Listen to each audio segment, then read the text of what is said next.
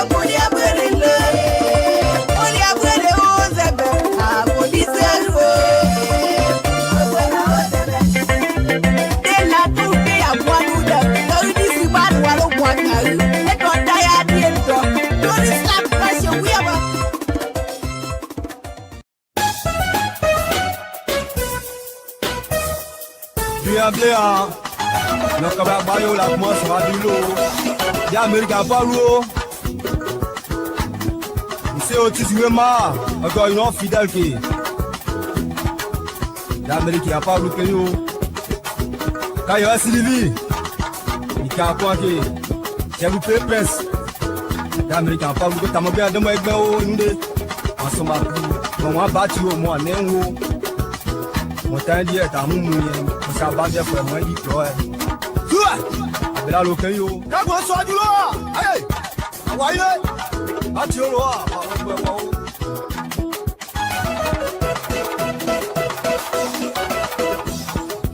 Yao, abela lokeyo, bibito jobai, bibito noba, artiste mo peyo.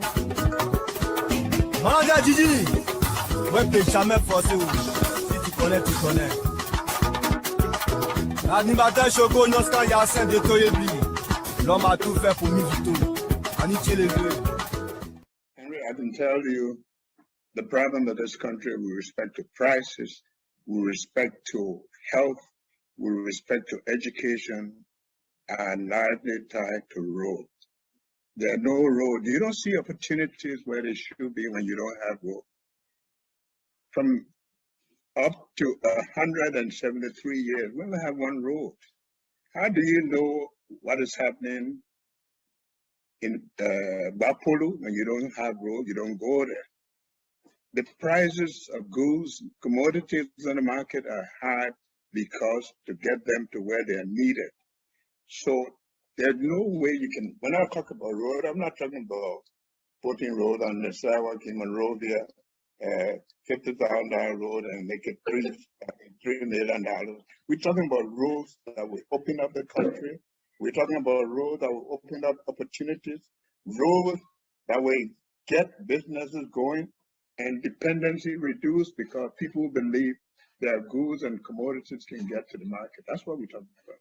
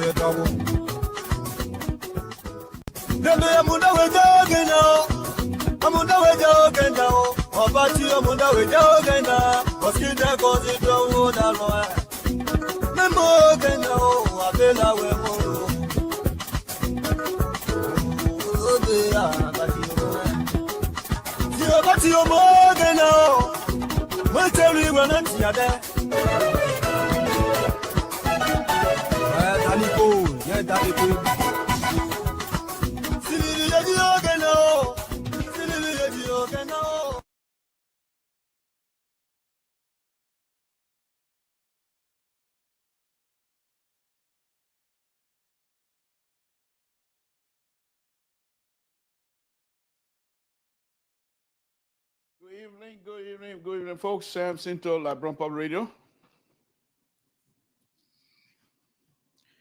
Thank you. I hope I'm not going to have some audio issue here tonight. Lord Jesus, we want to thank you again this evening. We want to thank you for bringing us back here again. Lord, we thank you for all the blessings. We thank you for the wisdom that you give us. We thank you for the patient level that you provide for us. We thank you for your protection. And Lord, we thank you for what you did for Liberia and continue to do for Liberia. Thank you. Thank you, my Lord. Because of you, we are here. We ask you to continue to bless us and bless everyone.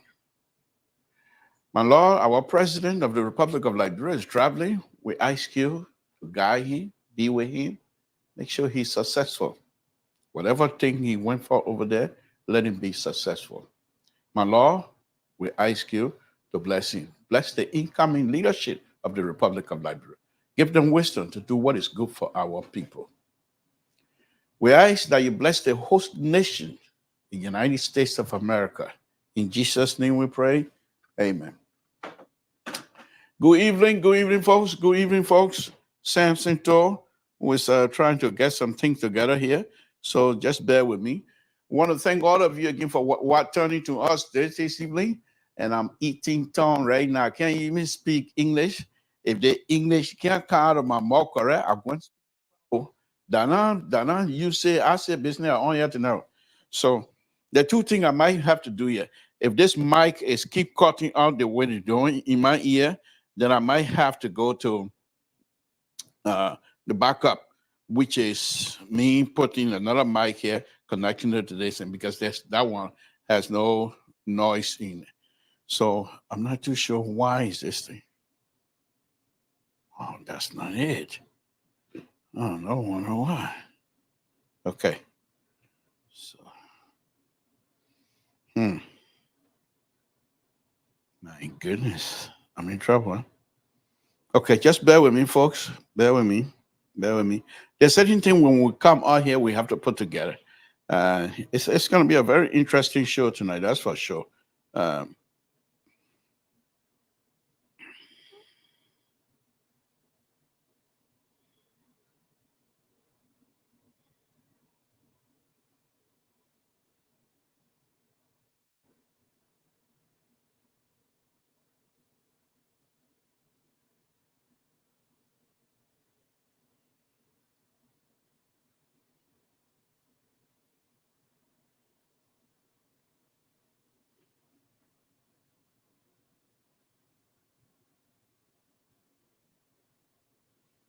Okay, just bear with me. As I try to. And he said, but Mr. Toy, you're not even ready. Why you came on? Well, that's what we do here. And just bear with me as I try to put one or two things together. Okay. Why is this thing giving me so much problem tonight? Okay, all right. Well, it's not supposed to be like that. Oh, my goodness. It's not working. So let me go back and give you some more of this music stuff while I'm fixing this thing here.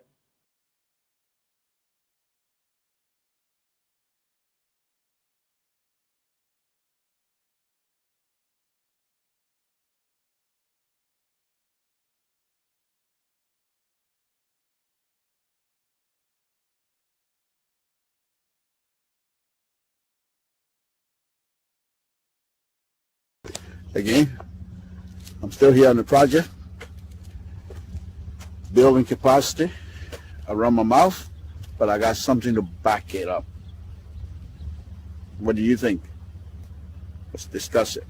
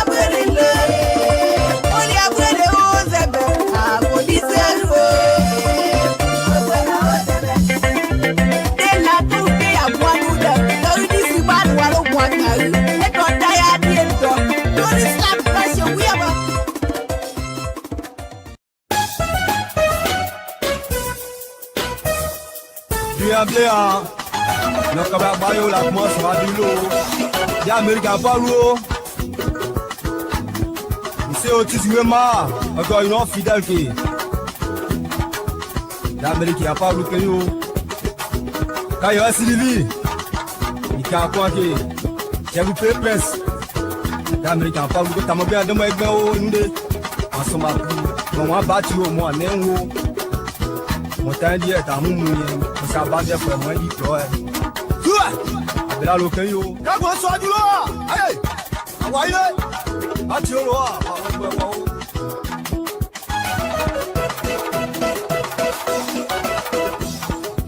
Yao, abela lokeyo, bibito jobai, bibito noba, matis mokeyo. Manager Gigi, ouais que jamais forcé ou, si tu connais, tu connais. L'animateur Choco Noska Yassin de Toyebi, l'homme a tout fait pour Mivito, Aniche les deux. Henry, I can tell you the problem of this country with respect to prices, with respect to health, with respect to education, and largely tied to roads. There are no roads. You don't see opportunities where they should be when you don't have roads. From up to 173 years, we only have one road. How do you know what is happening in Bapolu when you don't have roads? You don't go there. The prices of goods, commodities on the market are high because to get them to where they are needed. So there's no way you can, when I talk about road, I'm not talking about putting road on the sidewalk in Monrovia, $50,000 road and make it $3 million. We're talking about roads that will open up the country. We're talking about roads that will open up opportunities, roads that will get businesses going. and dependency reduced because people believe their goods and commodities can get to the market. That's what we're talking about.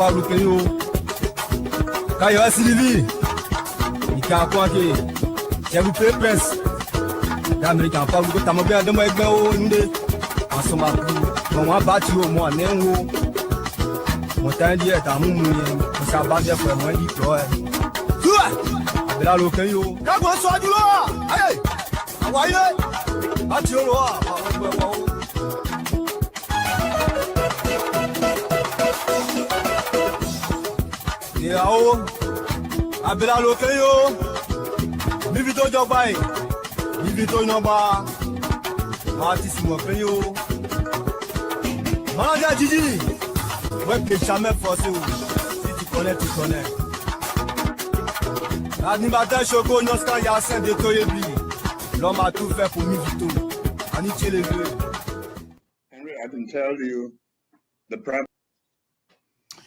Okay, so we were having some little problem.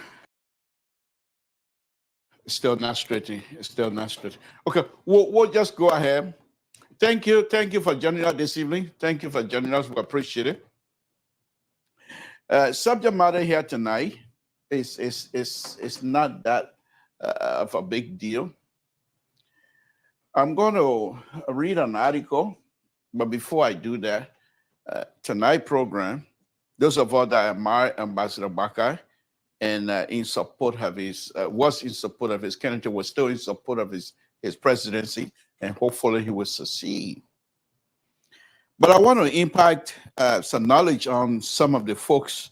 Hopefully they're listening. Folks around Ambassador Bakai.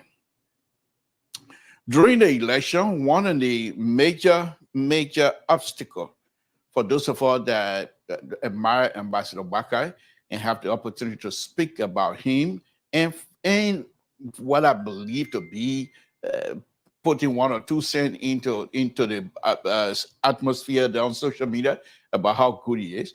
One of the obstacles that many of us were facing at the time was that sedition, the opposition, the sedition brothers and sisters, they were on they were on suggesting pretty much that Ambassador Bakai is unable to lead because of his age.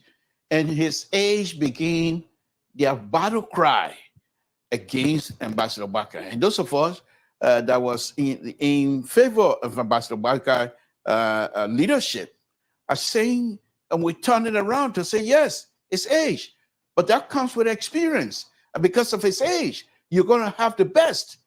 Because of his age, he has an experience. And because of that experience, Liberia will be moving forward, was our argument.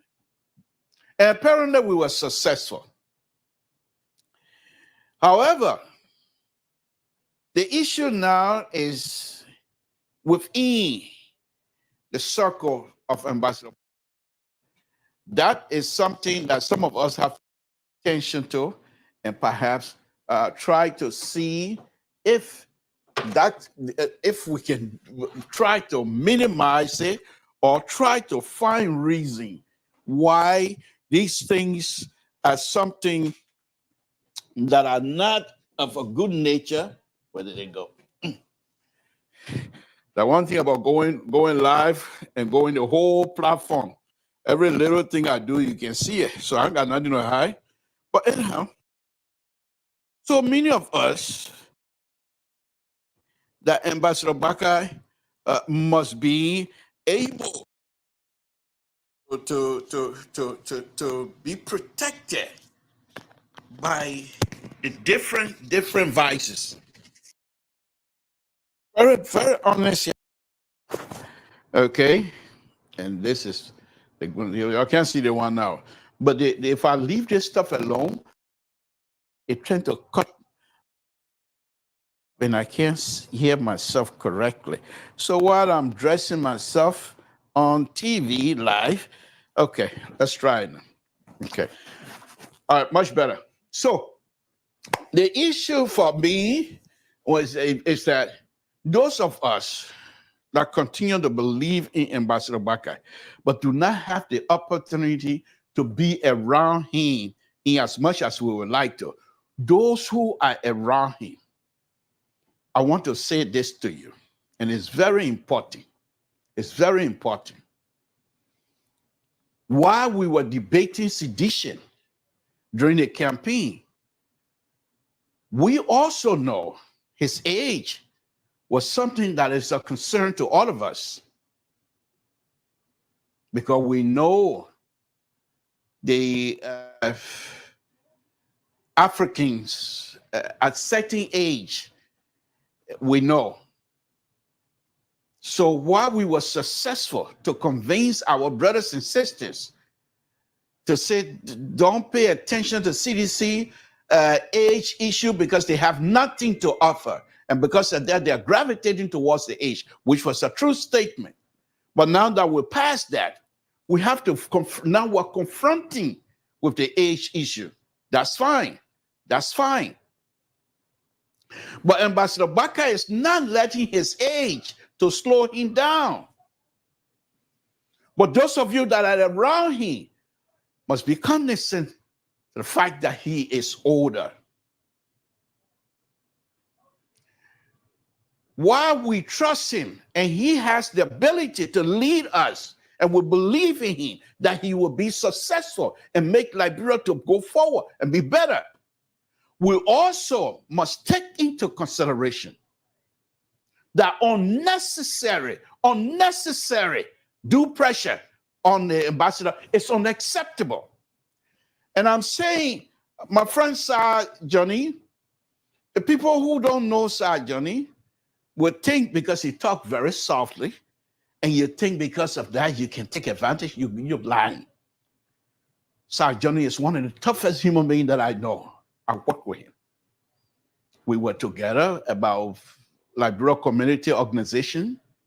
When I told you guys, we went to Philadelphia during the 1985 convention. And whenever I go to Rhode Island, I would meet with him, talk to, we're friends. I mean, I would still like we go sleep to each other places and things like that. No, but we know each other. I started knowing Sir Johnny since, when was it, 1980. So I know Sir Johnny. Let's put it that way. But those of you that are around, we appreciate many of you coming on board to support the ambassador quest to become president of the Republic of Liberia, because you too believe that Ambassador Bakai has what it takes to move Liberia forward. And I'm asking all of you respectfully to say, yes, Ambassador Bakai has what it takes to move Liberia forward. And because of that, you join and we say, thank you. Thank you. But let us not try to utilize that opportunity to the disadvantage of Ambassador Bakai. The fact that Ambassador Bakai is also a quiet person, do not take that quietness to be weak. No, then you are mistaken. A weak politician cannot last this long in Liberian politics. Liberian politics is one of the dirtiest games in Liberia. So for the person to last this long, specifically honor President Ellen Johnson Sirleaf, you cannot take his quietness to be weak. You're mistaken. But let me go further than that. The Prince Johnson, we say you are the godfather of Nima County. Nobody disputing that. Not anymore. You won with Madam Sirleaf Johnson, she won. You won with President Weah, he won. You won with Ambassador Bakai, he won. So why should we now deny it that you are the godfather of Nima County? We gave you that. But sir, my advice to you, I hope you were doing it for the success. And whatever is happening for Liberia to be successful, please do not try to strain this friendship you guys have or these acquaintances you guys have. Do not strain it by demanding unnecessary things that you know you shouldn't be demanding. You have your and the Mbadians, Honorable Johnson, I know for me, I particularly don't care for you. I'm Samson Toll. I particularly don't care for you. But Liberia is bigger than me. Liberia is bigger than my own feeling. So the fact that you have brought people in to elect someone who I believe that can move Liberia forward, all my own personal feeling, I put it aside for now. What I can say to you, Nibadians are educated. Nibadians have gone from LU tests and pass and dues, the whole thing. They are educated people. If it wasn't for the war business, if you are to do counting, how many educated, true education, true educated person compared to this, to that, for me, if you guys been following my show, I've been saying it. I say it's number one, it's Cape County, Lofa, then Nima. For me, Nibadians, they don't play with book business. Highly educated. Honorable Johnson, these are your children. These are your little brothers. Give them the opportunity to compete. To compete. Stress to them. Go out there. You have provided the avenue, Honorable Johnson.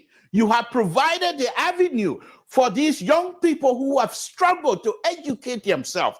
Now the opportunity is provided. Let them go and compete. Don't hold anybody's hand and say the person should want, I want the ministry, I want that, I want that. Let these young people submit their CV. If they want to be a minister for present position, let them submit their CV and let the man from Total submit his CV, because you know anything, then your Nimadian, based on their CV, their qualification, will take the position. And when they do that, the president will not stay. What president? We have told you, take your people and go. Take your people and go. Because if these people have not come through the position, through your back door, the president we will not have said, take your people and go. Because he will value those people position. And in Ambassador Bakai administration, I truly believe that Ambassador Bakai will support the marriage system.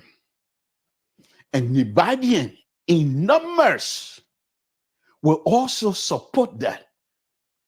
Because think about it.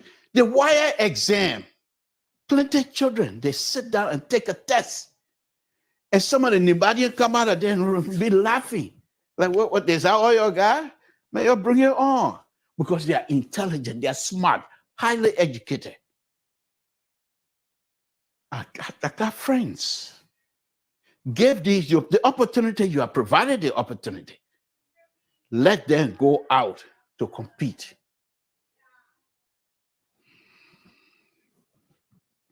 Let me go now and read this article. This article, excuse me, guy.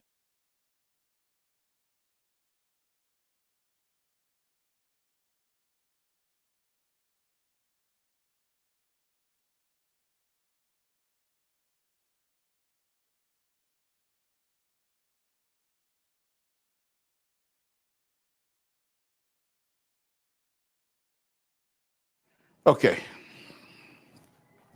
This article was written from a Daily Observer, Lama A. Werty, guest editor says. So the article is very interesting. I'm not going to read all of it, but I will just read the most interesting part. And because I read the article today, and I thought to myself, my intent was to talk about why President Weah failed to be reelected. But I can't do that with this kind of article staring dead in my face. The much tension-packed election have come and gone. The CDC leadership led by outgoing President George M. Weah is on its way out. And the incoming administration led by President-elect Joe N. Bakai is getting set to take the reins of power. The atmosphere in the country has arguably become certainly relaxed as the Liberian people enthusiastically look forward to picking up the pieces from where the George Weah administration who left off. That stated, in the mindset of ongoing euphoria over the outcome of the election, the one person whose headache has already begun is JNB himself. Very interesting article. Upon his shoulder now lies the burden of setting the tone of his 6 years administration. True statement. But he cannot do those things if we all claiming, demanding, because we threw our support. So we're not only demanding our expectation of getting government job becomes unbearable for Ambassador Bakai. How then do you expect him to set a tone? Unacceptable.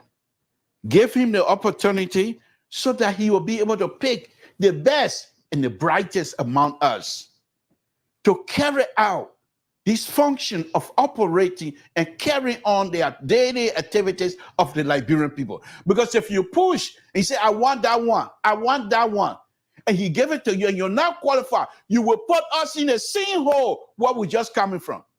Shame on you.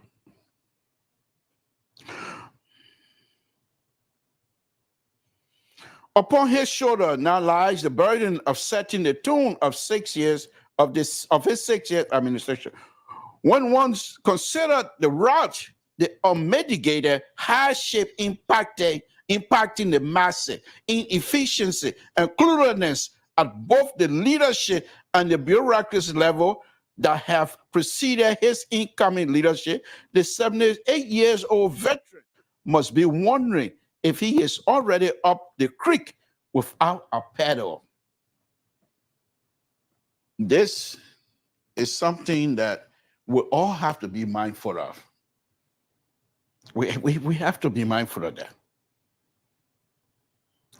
Added to this dismal state of affair, the immediate tax and obligation the president-elect and his advisor have to attend to, and you have a stray field pressure cooker situation the president-elect would have to carry. Imagine.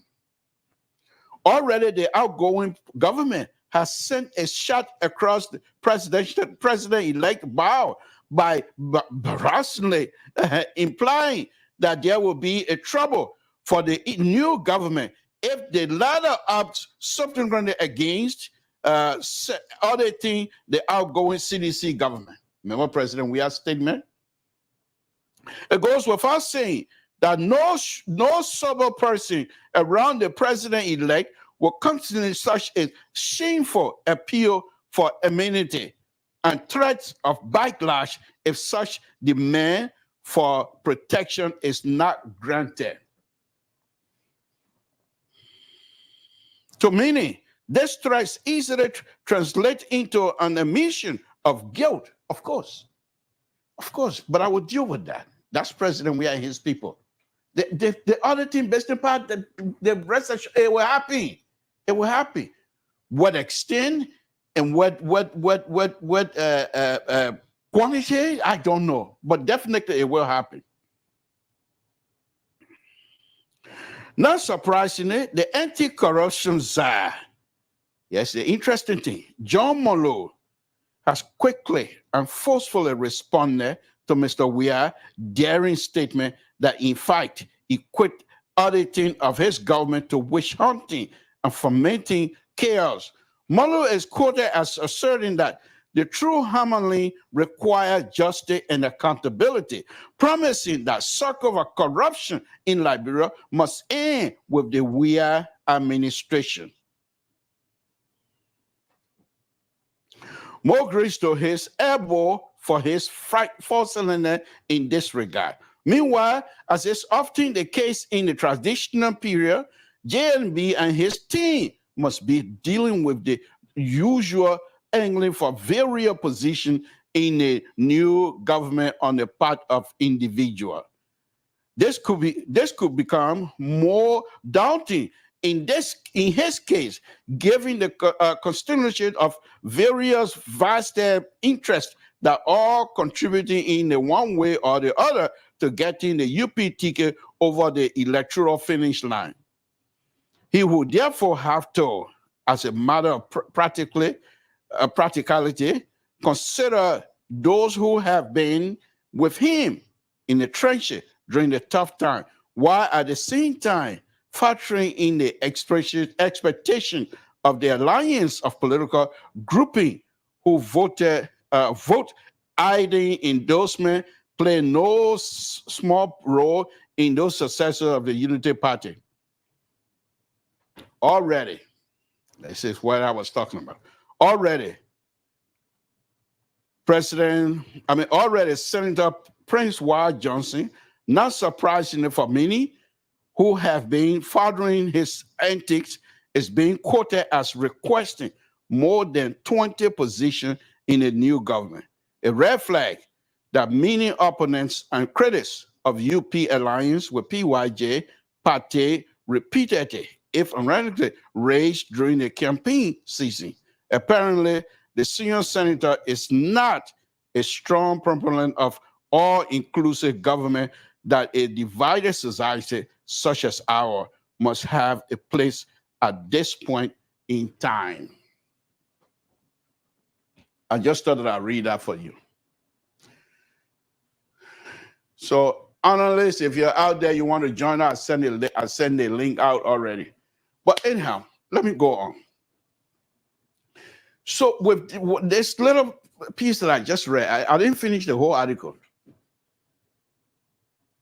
Can you imagine a 78-year-old president who have to deal with the international community in making sure Liberia has its share, a lion's share of the developmental agenda fund, but at the same time have to deal with people who are requesting specific position? Has nothing to do with merit. Prince Johnson, all of the quoting that people have been, he has not stated, give me this ministry because the people that I want to put there have the qualification. He wants it so he can put people in. Why, if any of those folks are unable to carry out that mandate from Ambassador Baka? But why would Ambassador Baka even cave into that? So the relationship with Prince Johnson going on like that now is going to be very interesting with the relationship with the vice president and the president. But here is what Prince Johnson and his people need to know. There's a big step on their way. And I'm not too sure if they're able to overcome that.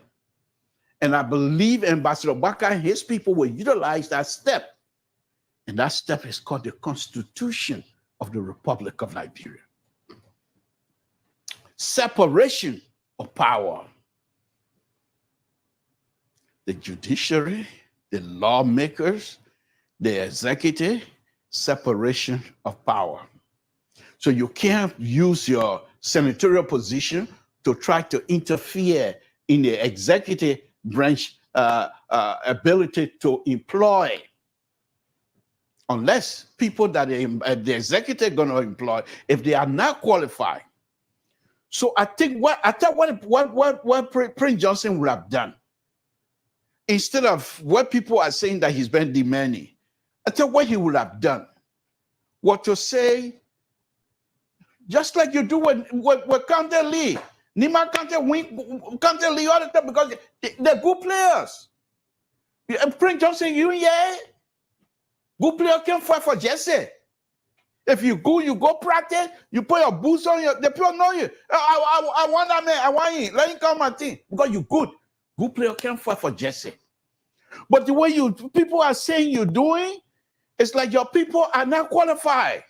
And therefore, you want to bring them in through the back door. And if many Nibadians follow you, then they themselves have themselves to be blamed. But Nibadians are smart. Why they appreciate your effort as a godfather, you now open an opportunity. Let these young people use that opportunity to walk in based on merits. Yes, the thing here about this merit business, as far as I'm concerned. I'll use myself as an example. Samson told from Toll Town. My mom, my pa died 1 year. The next year, my mom died. So they died 1 year apart. This was in Ohio. When I graduated, one of the good things, when I graduated from an engineering school, they both were alive. I took my diploma, whatever certificate, whatever, I give it to both of them. I had a picture with them. So I was very happy for them to see me graduate from college. I was very happy. Anyhow, a year or so later, my father died. A year or so later, my mom died. So while I was working in Canton, Ohio, when I graduated, I started a construction company. But I don't even have money. But I was running what they call TODI construction. Type it into Google, you'll find it. TODI general contractor. You'll find it there. Register on Ohio as a small business administrator, a small business company. Okay. Minority-owned company. Then here in California, 2 years later, they started a program here where they decided to eliminate that. And then Ohio picked it up. What they used to do, if you're a contractor, a minority-owned contractor, they have what they call set aside. So the government gave contract to the big company, $1 million, $2, $3, $4, $5 million. Then you, as a minority-owned company, you apply to those companies, and they're supposed to give 10% of that amount to a minority-owned company. So it doesn't have to be you alone. They give it to this person, but it have to be minority, a Black, Hispanic, Indian, or woman. Okay, I believe those are and Asian. So I believe 5 of them. So I have my company. So I had contact. I used to do business with people. Sometimes I run their payroll. Sometimes I've supplied pipes, or sometimes I go out and do survey, and sometimes I do design and stuff. So when they brought it in Ohio, they decided they're going to do away with it. Well, I don't have money to compete with those $1 million big boys in construction. No. So I said, you know what? What do you do, Samson? You got out of school, you're an engineer. Go find an engineering job, be a designer. So I came here in California and I applied. I got a job. So Dana Brown Toll Company, Dana married to, I ain't got no family here, no Liberian. that I know of that were working with Caltrain. So I got the job. But in order for me to do good, I have to improve my standard of operation.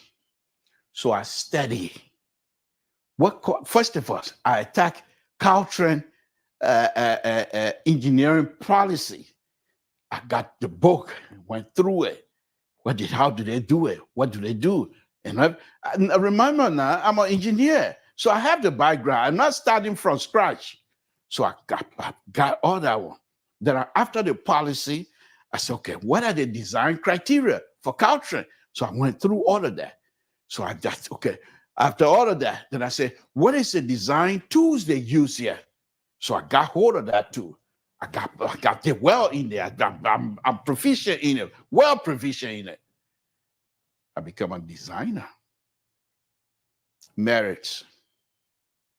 I'm not there put in those positions based lead designer, project engineer here. I'm not in those things. I'm not doing those things because Bronto is there holding my hand. I have to prove myself. There are other engineers. I have to prove myself. And I've always proved myself. And I thank God for the opportunity. But that is not the end. Just quite recent. And I'm not trying for him. Please, I told him I sweet. Chicken say they say chicken can say I sweet. But the other chicken can say I sweet. So I did 2 bridges up north. And up north, every time when I talk about this, listen to this story.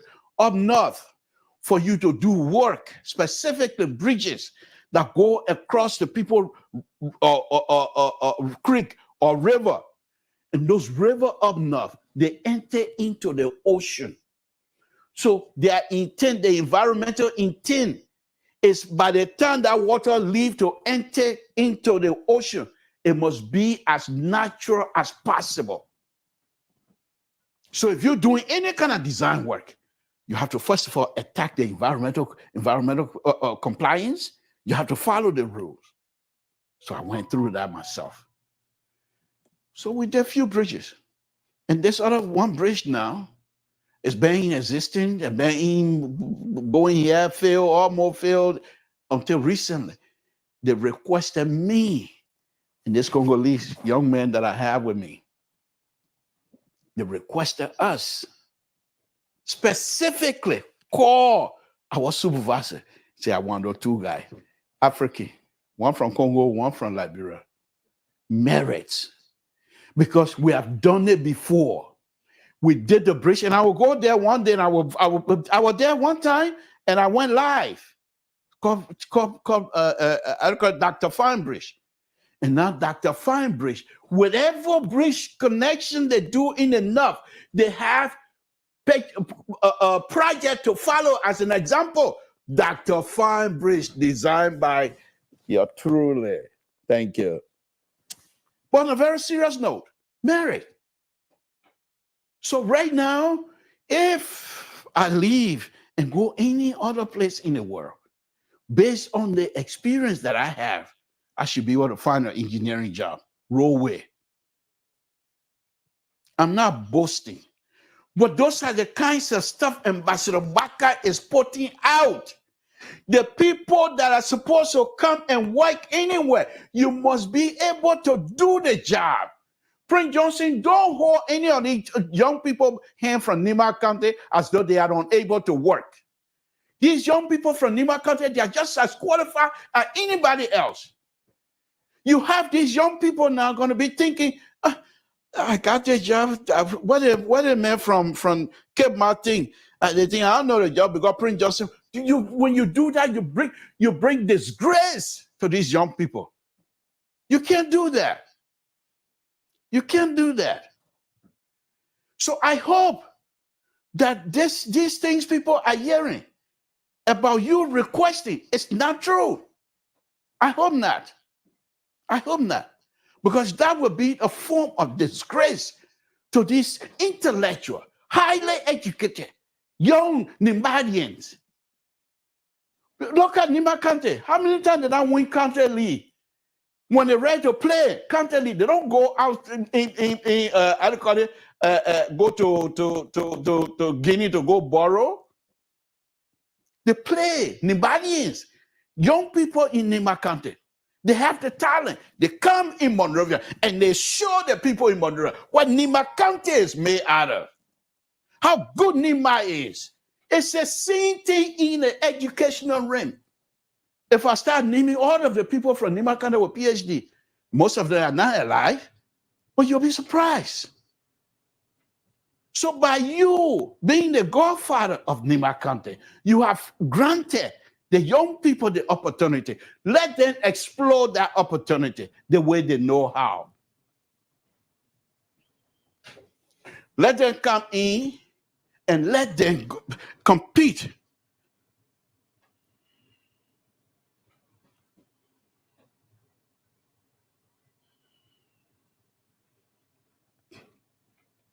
Let them come in and compete with young Liberians just as they.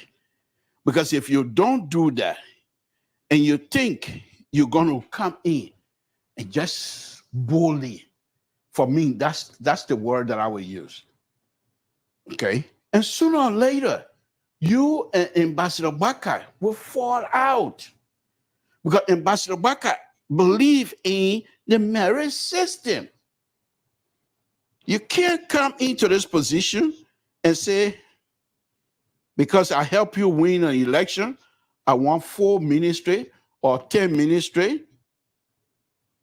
So, excuse me, guys, just give me a minute.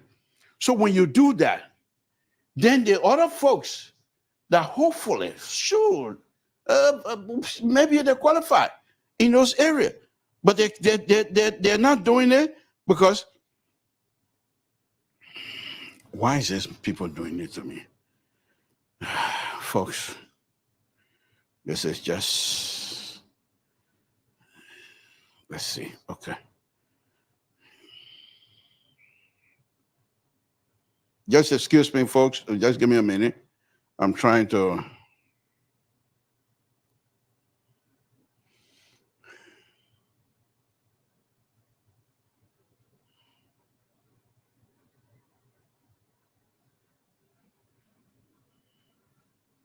just give me a minute. I'll be with you very shortly. So anyhow, I'm going to be opening a line here very shortly. And I hope Mr. George, Edmond George, if you're listening, please join me. And don't kind and start bringing your conservative idea here to now. Not anymore. You see, Mr. So he ain't able to put foot right now. Because I'm not ready for no conservative idea here tonight. Mr. So is unable to put foot. So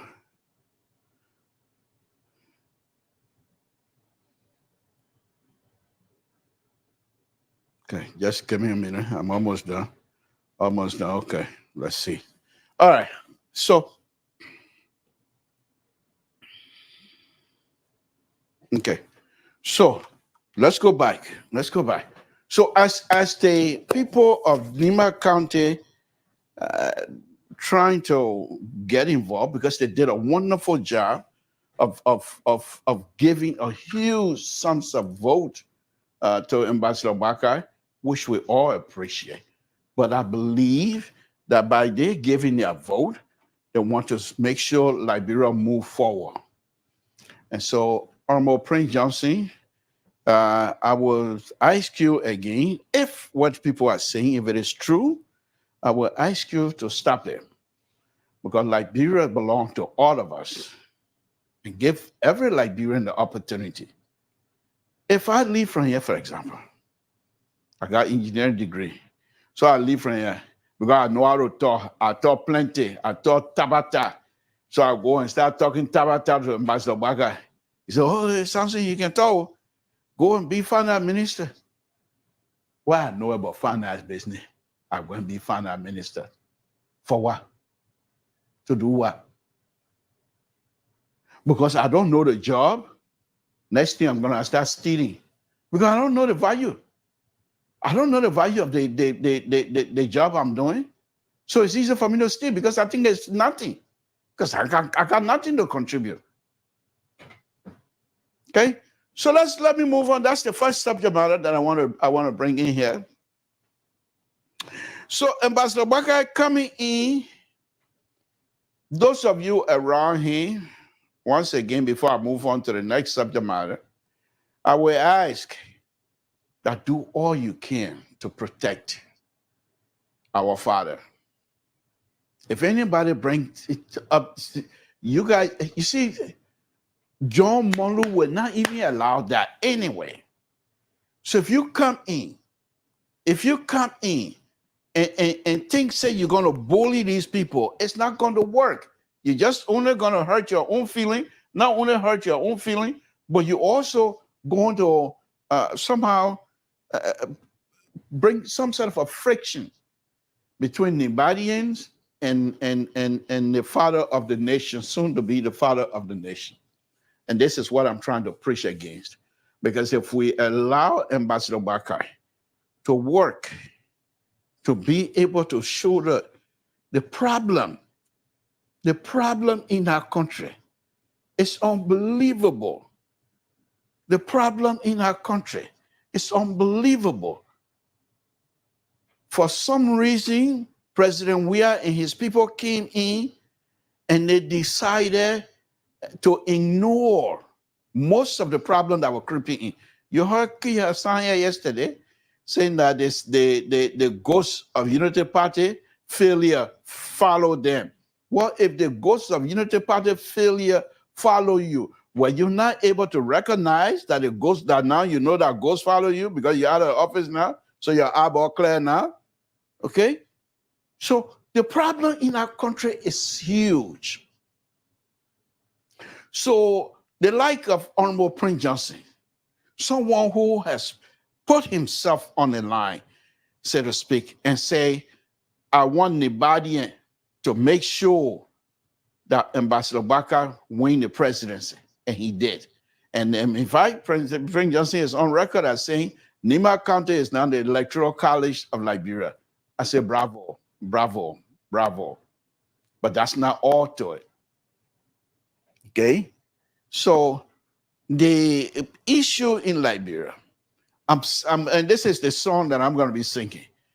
And Seditian, we're not like it. Let us lower our expectation. The reason why we were high on President Weah and his people, because they told us they were going to move million people out of poverty. They set the expectation so high, and we just follow it. We just follow it. So, but there are certain expectations that they themselves set up. They set those expectations, and some of them we knew they were not possible. So we don't talk about those things. Okay? But not only that, when they came in, next week, it's going to be a program where I will call for a whole straight 1 week. I will call it the failure of President Weah to seek re-election successfully, because he's the most, even now, he's the most popular Liberian in the Republic of Liberia. There's nobody else. I will also go far to say this, and I know many of the people, Ambassador Bakar might not even like that, but so what? Well, they say, so what? I don't like it. I'm saying it, and that's what I believe. The vote that brought Ambassador Bakar to power, it is not because of Ambassador Bakar. Those were angry votes. Many of the votes were angry votes. If you extract those angry votes from the actual vote, President Weah was going to win. And this is what I'm saying. Ambassador Bakar must be given the opportunity to do what he's supposed to do. He's capable, and he has the ability to do that. He has the experience. But if we start tearing him, one person pulling this, one person pulling that way, because of jealousy, we're going nowhere. We're going nowhere. There are so many issues in Liberia. Let me just give you some. The land issue in Liberia is there waiting. The infrastructure problem in Liberia is there waiting. The psychological problem in Liberia among our brothers and sisters is there. They're there. They're waiting. The drugs issue in Liberia, they're there waiting. We're not going to be successful. I'm just naming a few, and there are many more. We're not going to be successful to attack these things if we don't put the right medication to attack those diseases that are affecting our people. If we just put Band-Aid on there, because you know somebody, even though you have no clue. There's one of the ministers here in Georgia government, he didn't even know that he got money budgeted for his ministry. And you go, oh, I got that kind of money? Yeah.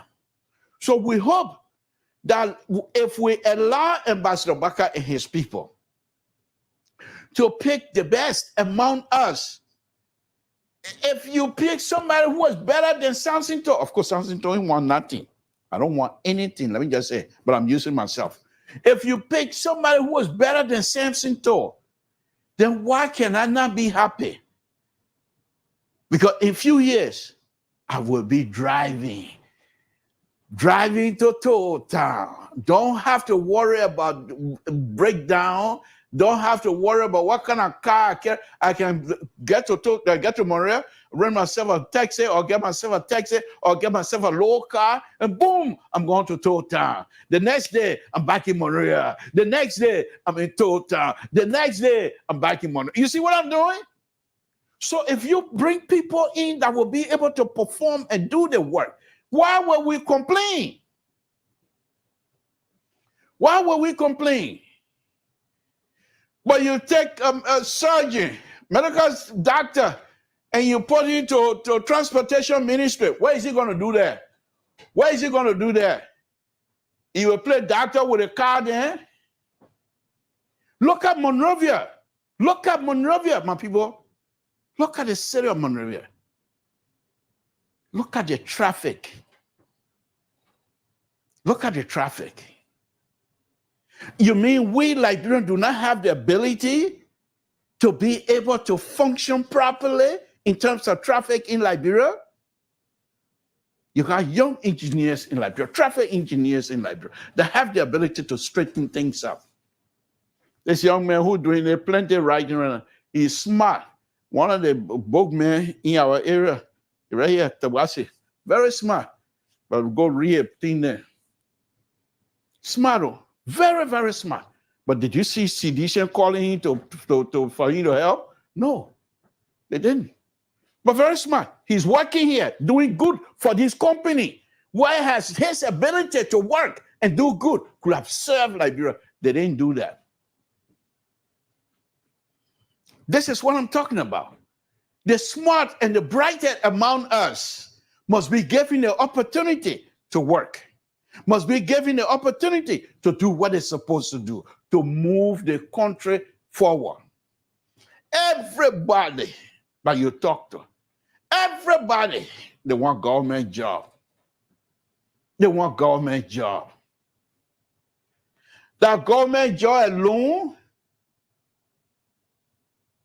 everybody want government job. Ambassador Baka Samson, he's had some serious issues. The crook business in Liberia is not going to go away overnight. People need to go to jail. People, ministers, doctors, lawyers, judges, anybody that you're cut with any kind of misbehavior in terms of corruption, you go to jail. If Baka comes in and disgrace one or two people, even people, whether it's a family member or not, if you don't do things right, you go to jail. One or two times, everybody will say, oh, I don't want to be. You know Liberian pure. You know Liberians, except for now. But when I was in Liberia, one family, if you disgrace as a man, as your family, they cry. Because then the family name going.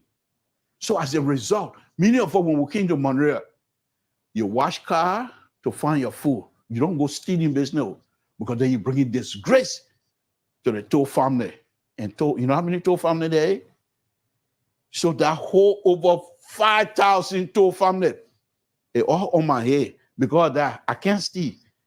A friend then go and steal people tea and sell it and get money. But I'm scared because I don't want to bring disgrace for Toll family. A serious business. But guess what? Right now, I can go anywhere. Things that don't belong to me and don't for me. But you bring BT with fire. That one, that you beat me, that's my own business. But I will not go and steal something that don't belong to me. But many people nowadays, in President Weah administration, there were so many, most of the people that were there, they were broke when they came in. So they decided to do the kickback business. Unacceptable. Ambassador Baka is saying, this is what we have. Liberia, we don't have money, we're broke. You want to join us? This is what we have. Don't come take something that don't belong to you because you want to be rich. If you're broke, you join us, you will remain broke when you leave. We will pay you. We will pay you based on your qualification and based on Liberian standard, based on your level of experience, level of qualification in Liberia, not in America. So if you're in Liberia making $2, $3, you come to Liberia, we'll pay you 25 cents. You don't like it? Go buy. This is something that has to stop. We can't continue like this. It is about the future of Liberia. The future of the country must be at the top of everything else we do. I'll give you an example. So I went to Liberia about 2 years ago. Well, last year I was there, but 2 years ago I went to Liberia for a project. And this project, I decided to go to the ministry to meet with one of the young men who was in charge of this project. So if you read their terms of reference, the Liberians are just smart, man. These people are good. They're very smart. If you read a term of reference, you say, wow, I'm happy to be here because everything they say in there, that's what I can do. That's what I've been doing. I follow the rules. So I went to meet with him. So we're sitting down in his office, I Minister of Public Works. So we're talking from one thing to another.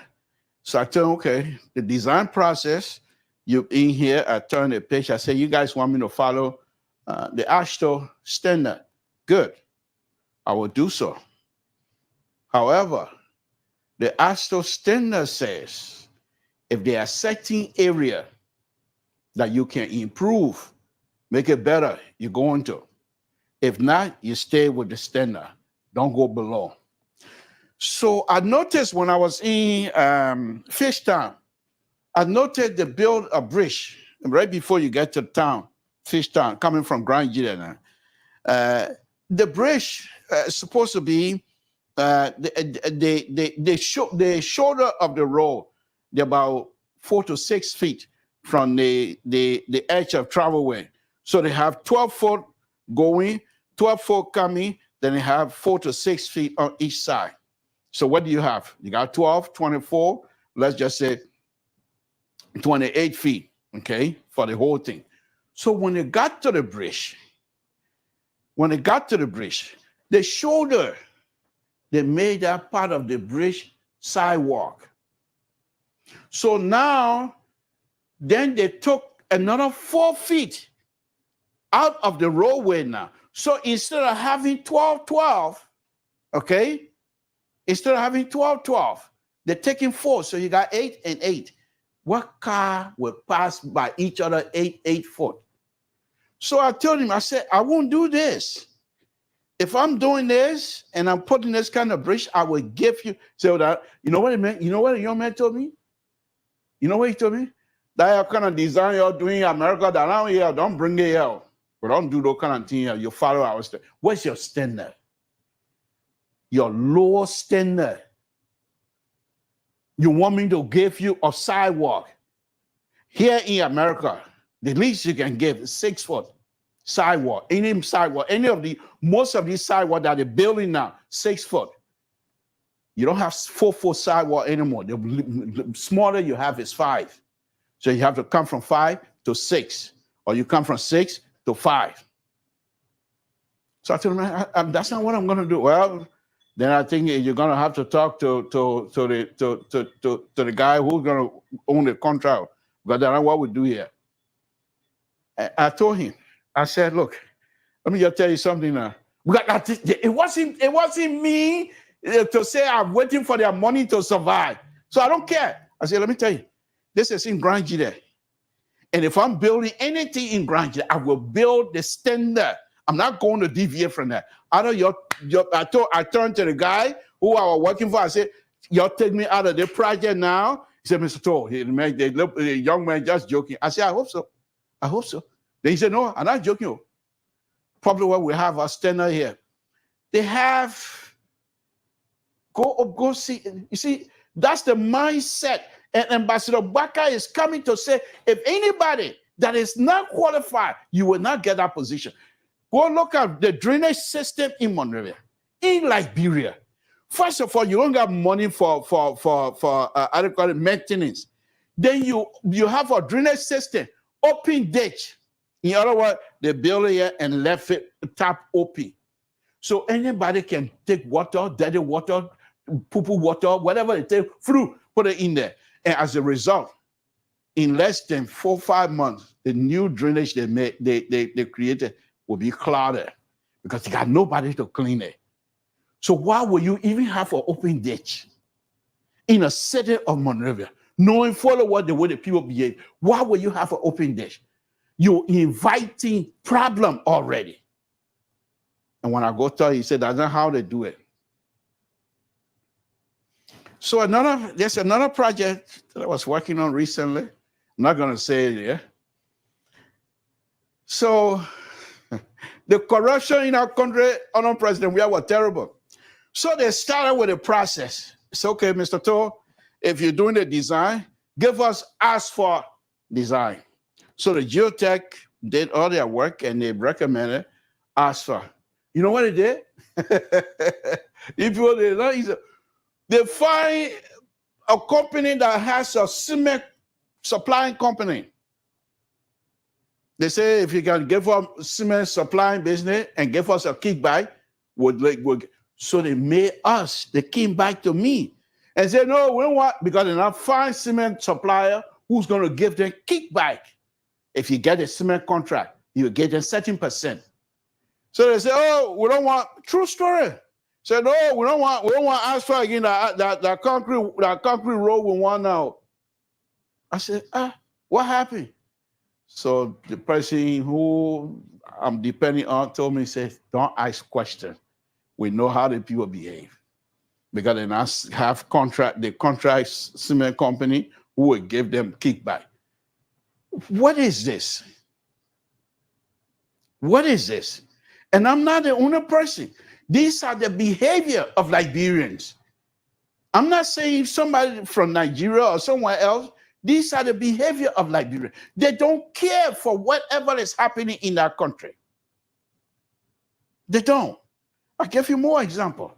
So all of the example I'm giving you, I know many of you in Liberia, most of you been in Liberia, you have seen it. They build these ditches, okay? Open ditch with concrete lining, but it has steel rod, what we call rebar. They have steel rod sticking up, but they don't cap it with plastic cap. So they all line up. And for months, years, I used to complain about it on my show here. 2 years ago, a young man fell out of coconut tree or whatever tree it was, fell out, and his skull got pierced by one of those rebar sticking up. Simple stuff. The rebar sticking up, you're not done with it. Why would you have almost 600-700 feet lined up with rebar sticking up? Specifically, when they do the thing, whether in a schoolyard or not, they don't care. Students jumping over those things. God live in Monrovia. Student running from this side, crossing the road and jumping If that person make a mistake, they're done. Simple stuff. You take 2x4, and 2x4 say forget it. 2x2, and 2x2 say forget it. It's too expensive. 2x1.5, and put it over a thigh. So when the person fall on it, if he's only going to break his ribs or break some bone, he's not going to die. But when you say those kind of thing, the thing say you're bluffing, you're showing off. You think I'm going to leave from here, go to LIBERIA and go work and lower my standard? I'm not going to do it. I almost lose a friend because of that. Friendship for years. Because of that, I refuse to lower my standard. And the person must have little, and that's okay. We're friends. Our friendship is good. You know, so he knows my standard. And I'm not going to lower that. Because these things, when you do them, they ended up in other places. So who did this? Because when you do it, you put your name on it. Samson told, do something with no state, I beg you. Take your job. But that's besides the point. These are things Ambassador Baka has looked at and said, my brothers and sisters, when you guys come in, submit your CV and let the people who are crowded to review your CV, let them review it. If you're qualified, because all of these positions, they will have job specification. And if your CV matches the specification of the job, you get it. You don't have to be a brother for Prince Johnson. You don't have to be Prince Johnson's son. If you're qualified, you're qualified. And if we operate from that perspective, if you qualify, you're qualified. If we operate from that perspective, if we operate from that perspective, we will respect each other. Look at the story I just told you about. People taking kickback. Now, I know these people that were taking kickback. So when I see them in the engineering community, I have no respect for them. Because first of all, you call yourself engineer and you decide to lower the standard of the engineering practice business. Then what do you want me to say to you? You and I, we have no conversation. We have none. But these same people, one of them, I know him well. When he come here in the United States, when he was here, he used to work. And he will never one day in his mindset to lower the standard of the area he's working as an engineer. He won't do that. But when you get to LIBERIA, he ain't care. Look at Ralphie Highway, my people. Look at that highway. Look at that highway. You know the problem of the highway? I have their plans here. I have their plans set. First of all, their plan is ridiculous, number one. Second, the construction process is bad. That's the major, the design part, it can be fixed out in construction. But if your construction sequence, if you don't follow construction sequence, proper sequence, you got problem. I'll give you another example. And then when I will put it in my stomach. You see how big my stomach is? So my wife finished cooking kesali. So when she cooking the kesali, those of you, the men then that can cook, let me ask you, when you're cooking, okay? Well, okay, let pepper soup. Anybody from anywhere can cook pepper soup. So when you cooking the pepper soup, you cook the soup, then you wash the meat. Is that what you do? You have sequence. When you put chicken soup in a soup, if you go cook, you know. You know. Okay, let's forget about food business. Because many of you, you're skinny, you don't like eating business, so you don't know anything about food business. But let's go to the area that perhaps you're good at, dressing. So when you finish taking shower, or before you take shower, what do? You put your clothes on before you go take shower? You see how ridiculous this is? And that's exactly what the process they were doing with Ralphie Highway.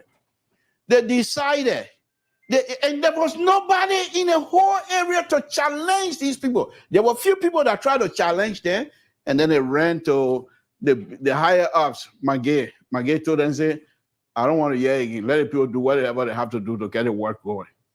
And that was the end. I know the story because I know the young man who was involved. I know him very well.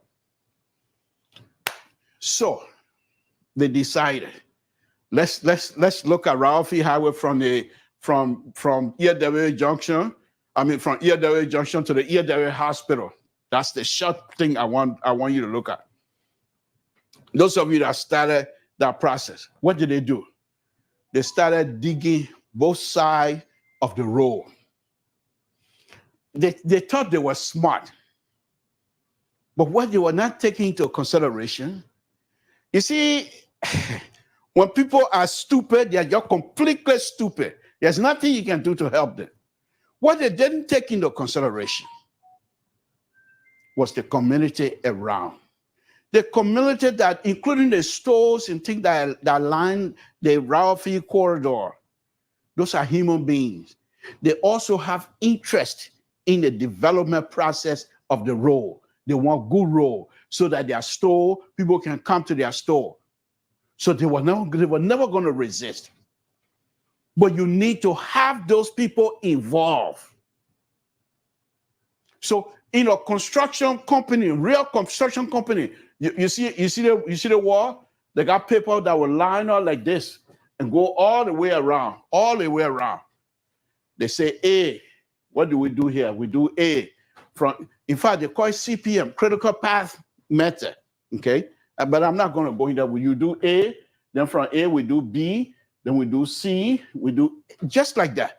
You can't say I'm doing A. Yeah, some places you can do A and C the same time and B later. You can do that.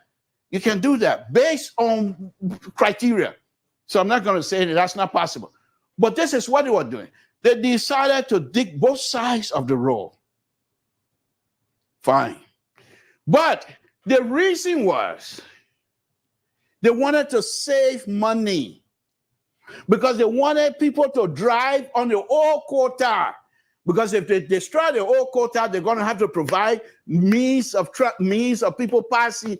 So they decided to keep the old quota. So they dig both sides of the road.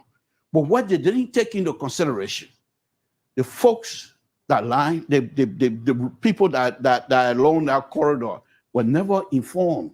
I spoke to many of them. So when they were digging, you got people who lives here. They have a road that come to Ralphie. They call it off road. You got what they call collector. So they come in like this. They get on the Ralphie. They come in like this. So this whole area have one street to come on the road and go whatever they want to go on Ralphie Highway. They cut them off. So the people have to find a way to get on Ralphie Highway. So they started making their own path. So the issue from the beginning was not going to work. And the public work ministry did not challenge these people to say, let's look at your construction sequence. In my line of work, that's what I do almost every day. Construction staging. Construction staging. Okay? And traffic handling. How do you stage or construct? How do you do a construction? At the same time, you allow people free traffic to move. You can't stop it. So they decide to use the people in the middle and start digging both sides of the road. They keep digging, keep digging, keep digging, keep digging. Because what was going on was that as they removed the topsoil, and that's one thing I gave them, they find out the soil underneath were not suitable for the kinds of road they want to build. So they want to dig until they meet suitable soil so they can put the other stuff back. They weren't able to do that. If you have people who are qualified to do these kinds of stuff, they would think about the community first. Then how do we incorporate the community into this project that we're building? Here in California, before I do any kind of stuff, I have to go out and talk to people. Sometimes they don't hear my total English, but I care. Then you ask me. And sometimes when some of them start asking too much questions, they start speaking heavy crown. Then you will have what did he say? No, I'm just trying to tell you what's question square. No, I'm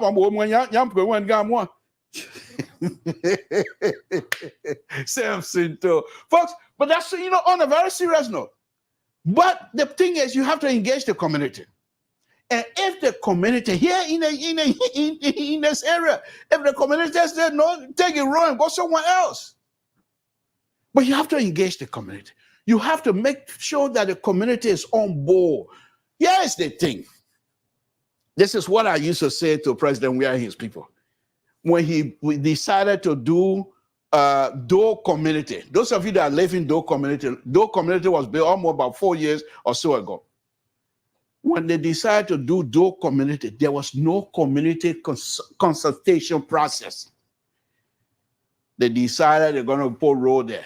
First of all, if I was involved, I was going to go to Doe community and bring the community leaders around and say, the president wants to bring road here. Why? Why out of all of the other community, the president decided to put road in Doe community?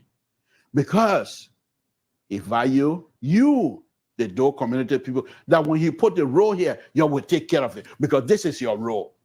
From the beginning, make these people to know that this role belongs to them.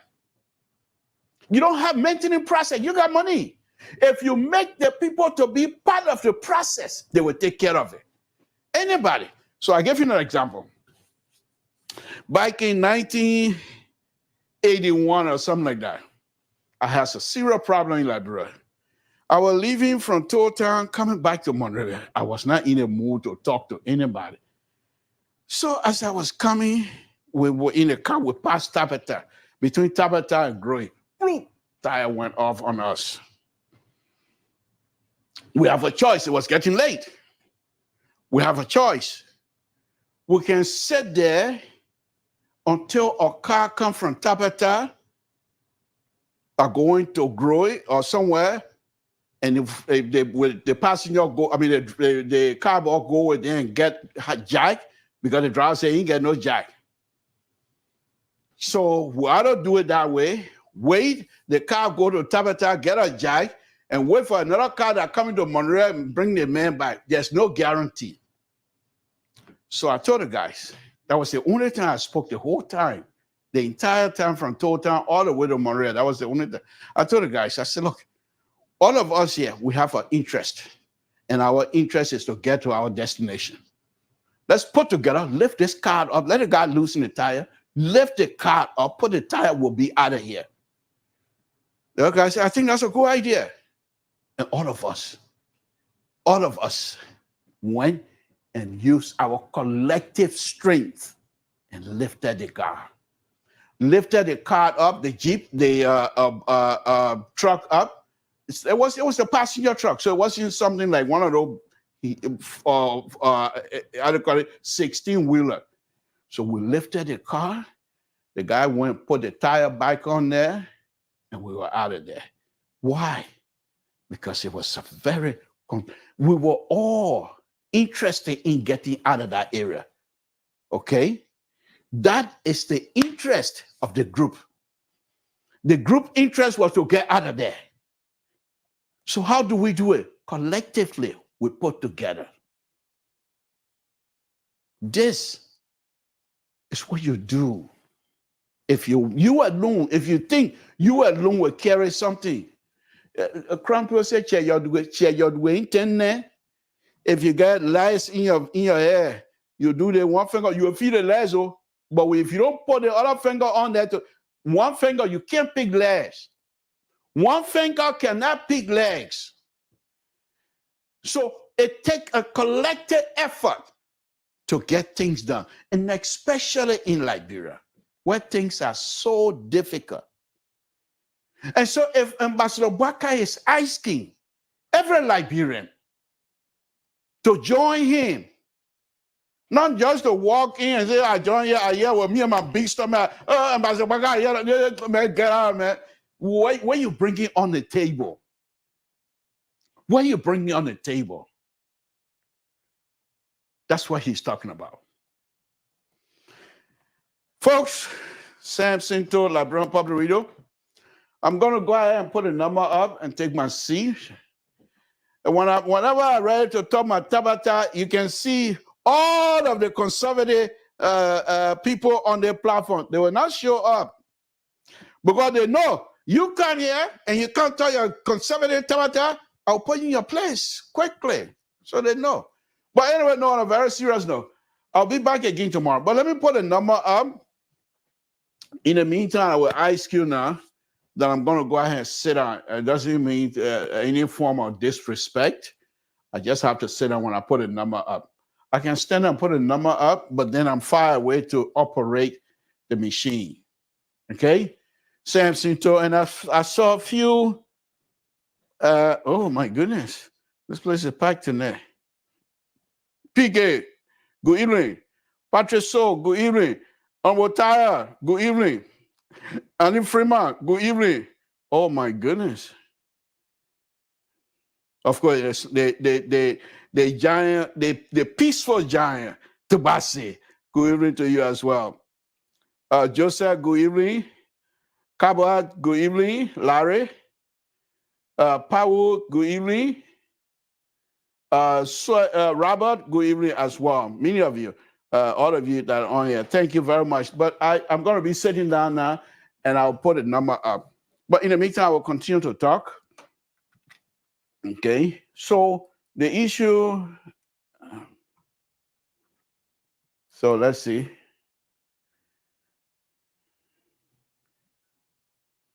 I'm trying to find my number here. Hey man, he throw my number away. He quit to do that. So what my number now is so? Wow. Okay, yeah. If I see my number, I will accuse him. Folks, that's the number. But hold on, don't call me yet. If at all you're gonna call anyway. So let me go and connect. Let me go and connect. Okay. Let's see. Okay, it's connected. Connected. Give me a call. Samson to LIBERIA Public Radio. But while I'm sitting down, let me run my mouth some more. Let me So let's go ahead. Let me go ahead and talk about and now let me jump into this Ambassador Baka's statement of fixing a road that no car will get. I'm serious, maybe it did, but I've not heard it, I've not seen it. I'm just saying it because people have stated those things. That no car will be stuck in his 100-day under his leadership. If I want to play Liberian lawyer on you, it's easy. 100 days will be some time. So what kind of car can get stuck in the dry season in Montreal? But in terms of to say that he really going to fix all of the potholes, and I call them potholes, they're big potholes. To say he's going to fix everything, I think that statement is a little bit over the top. But then again, I'm not going to hold him to that because those are statements that he himself has seen so many people have suffered in terms of raw. So perhaps the emotion took over.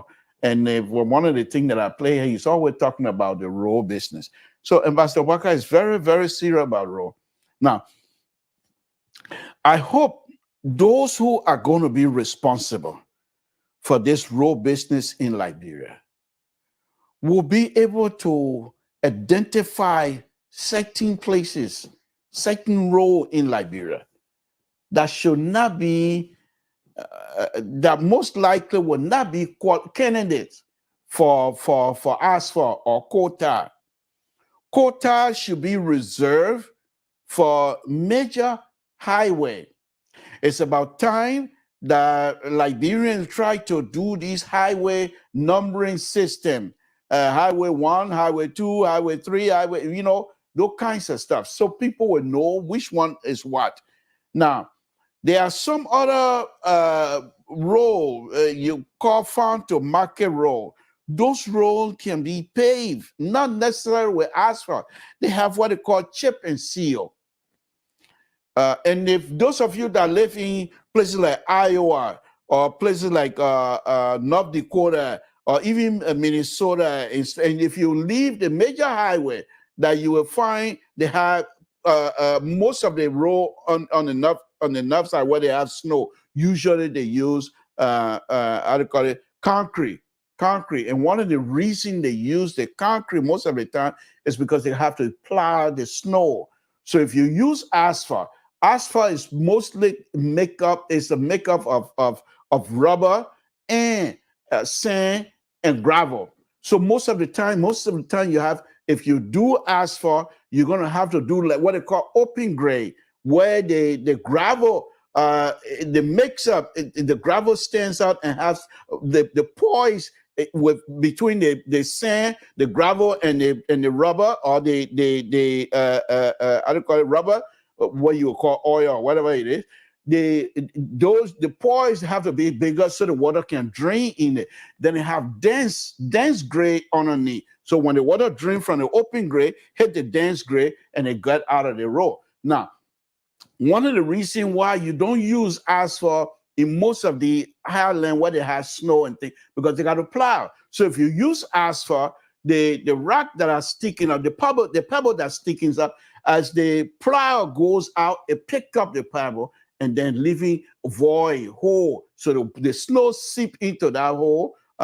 It goes in, water goes in and goes out, but it doesn't get out completely. So now you have the water in there, and so in the wintertime, it becomes ice, and it stays on there, ice. In the summertime, it becomes water. So as it go on, the life cycle of that thing, before you look, the heat, and as the heat comes out, the ice that turns to water, if you're boiling your water in a pot, and when you open it, the steam can come out. When the heat hit that asphalt and the water underneath the asphalt is hot, the water underneath now turning to steam, the heat, the evaporation process gonna come out. So that hole, you will not see it with your naked eye, but that hole now is where the evaporation happening, and has come out, it most likely losing some more rock. So next season, the same process. Before you look, it start going bigger. You got yourself a pothole. Those are the reason why you have power. But if you have in Liberia, where you have 6 months of rain, if you drive Ganta Highway, they don't have open grade. Everything is dense grade. And most of their side slope, in other words, from the crown to the side, they're 2.5%. Most of them, Public Works says that. But anyway, it's 2%, 2.5%. But so that the water can get out quickly. Okay. So there are some areas that I hope that the folks who's going to be responsible to identify area that are going to be paved with quota. I think there are some roads that most likely would not be candidate for quota. Okay, there must be some area where you can do chip and seal. And chip and seal is very easy. You take the oil base. It's not an asphalt, it's just oil.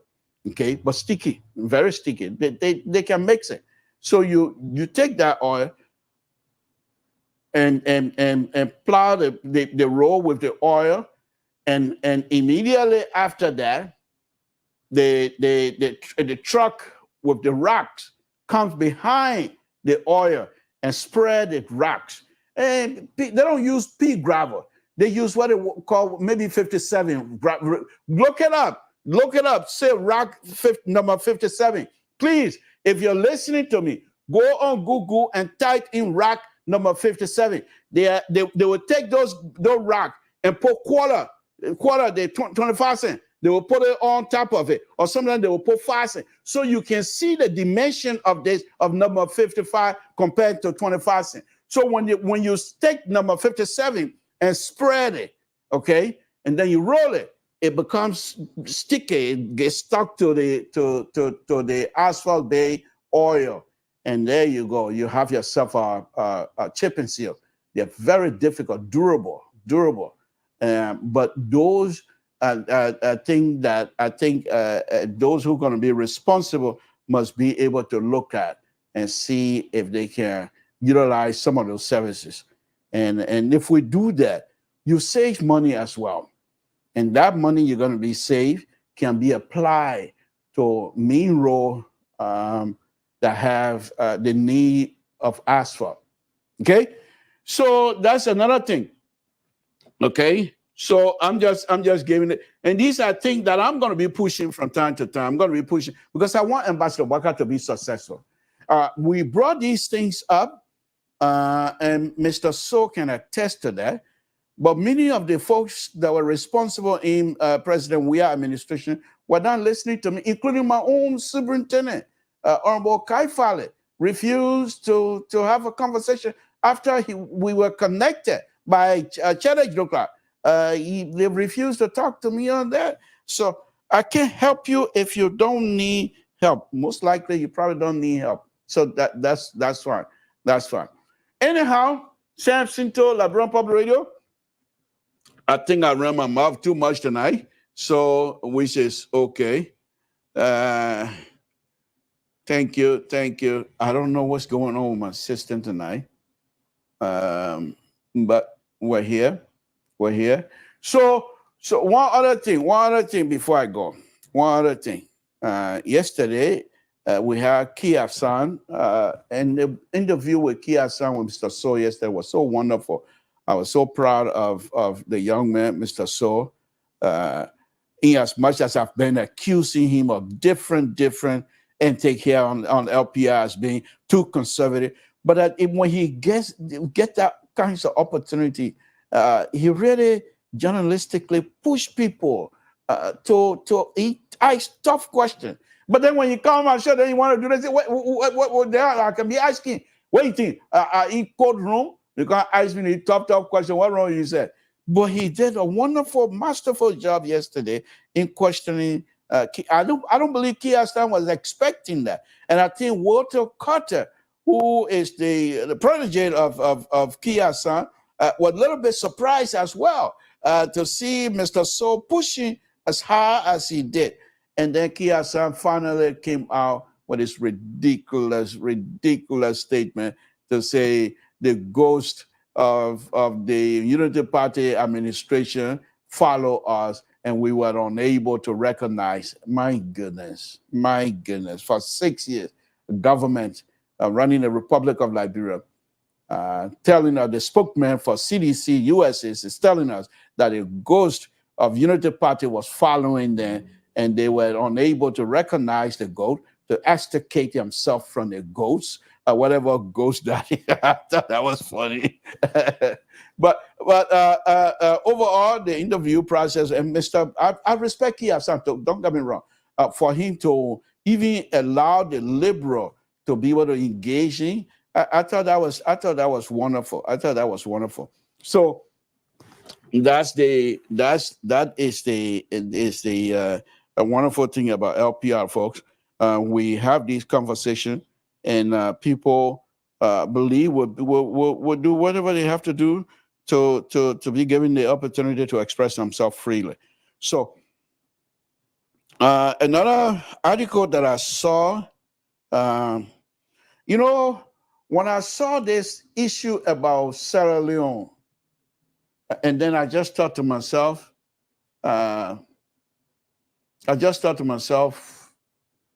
thank God for Liberia. Thank God for Liberia. We come out here, we talk all these tabata and things like that. But for us to actually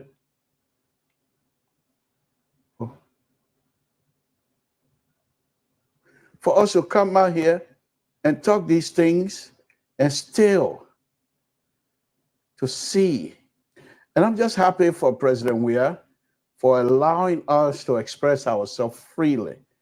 In as much as we don't agree with him, he always, he's there in terms of people freedom and things like that. So when you have the ability to express yourself, your anger, after expressing yourself, your level of anger will subside. There's no question asked. But when you try to put people, according to coming here now, what good evening. But when you try to suppress the view of people, then you have some serious problems. And Mr. President Weah was very, very good at that, allowing us, how ridiculous some of us our statement was, but he allowed us to express it. And as a result, we were forced to be intellectual. We cannot. There were few who decided to go back on the farm, and there was just few of them. But the most of the critics, they were forced to be intellectual, because if the man is allowing you to express yourself, you're not angry. So you're going to have to find a topic for you to intellectually engage. Walter Carter, good evening. What's on your mind? Thank you for the show, Mr. Tour. As always, I like when we come up with these engineering ideas to develop our nation. But when it comes to the political side, I have to push back on you a little bit. That's okay. Yeah, it will always be okay. So, yeah, but just your last statement, having to call into the show. One or two of your statements you made. The first one has to do with you would not be too high on Mr. Bwaka. You would not be too high on Mr. Bwaka because of what he said in the first 100 days. And you said that you heard it from other people, but he openly said it when he was campaigning after he won the election. He reiterated strongly that he is saying that in the first 100 days, no car would get stuck in Liberia. So we are looking to see how is that. So it's something that we should hold these leaders to, not because we have some kind of connection on there. Hold on. Let me answer this person here. I think that's Kamu. But Kamu, if the Constitution is an idea. If the president refused not to enforce the Constitution, if he refused to follow the Constitution, to allow people to express themselves freely, then what? He has the power. He can say, no, the freedom of speech, that's right. But the other one, he can define your speech. But he didn't do any of that. Please, let's give him some credit. Go ahead, Kotu. Well, you see, one of the things is people, that's why when I said on my post when President Weah conceded, I said President Weah will soon be looked at one of the greatest presidents of our times, right? And people I'm not going to go that far. But go ahead. I'm just you have to go that far. But I'm telling you, down the road, you're going to be one of those people who would tell me, Chapter, he was right. The fact is, this man, in everything that he did in our country, people insulted his mother, his dead mother, his wife. People insulted him, degraded him, said all kinds of stuff. He opened arms to them. He said, let the people talk. Let the people express themselves. These are things that we were lacking in our society for a terrible long time. Even people who advocated for these things in the 70s, the 80s when they became president, they sanctioned people's voices in our country. President Weah had to come.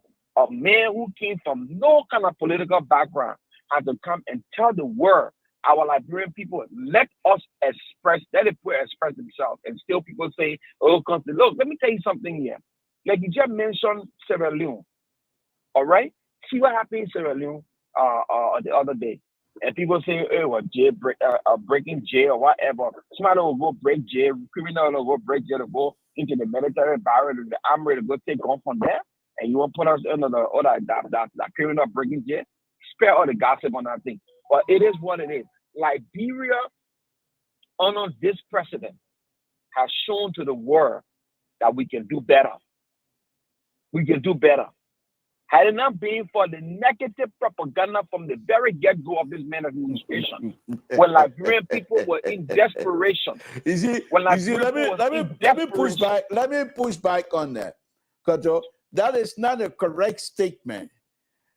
The fact that your government and your people use sedition completely fail to recognize why you were elected and decided to do your own thing, and now you're going to blame it on negative press. So I will push back on you. I will push back on you. These are the same propaganda that was preached from the get-go of this administration, and now you are telling us that you go soft on this president. Hold on. Let me merge this guy. Hold on. All right, go ahead, Kotu. Then now we're coming. Go ahead. You said 100 days. He said 100 days you're gonna make a Liberia road pliable that it will not be less stock car, and you say you're gonna go soft on him because you know it's not realistic. Now you could not say that back when President Weah won. You were all over the place. When I mean you, not particularly you, those opposition were all over the place, bringing in negative propaganda. Oh, $16 billion got missing. No, people do, and all the, because one thing was preconceived about President Weah was he was inept. He didn't know what he was doing. President Weah proved to you that he was not inept. President Weah lived in the democratic principle of a nation that we all pray for. He lived to that.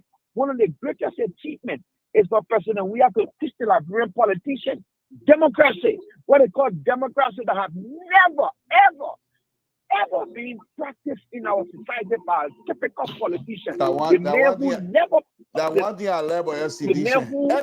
y'all do is the first time in the country. The men who were never, I'm telling you, the men who were, you can't name one politician, one sound politician in Liberia that practice the tenets of democracy in our nation will all penalize our people. President Weah practice freedom of speech. President Weah practice or free election. Even when he was defeated, he conceded. He practiced all those things when people said the worst about him, lie about him. He didn't sanction the voice. He said, let the people talk.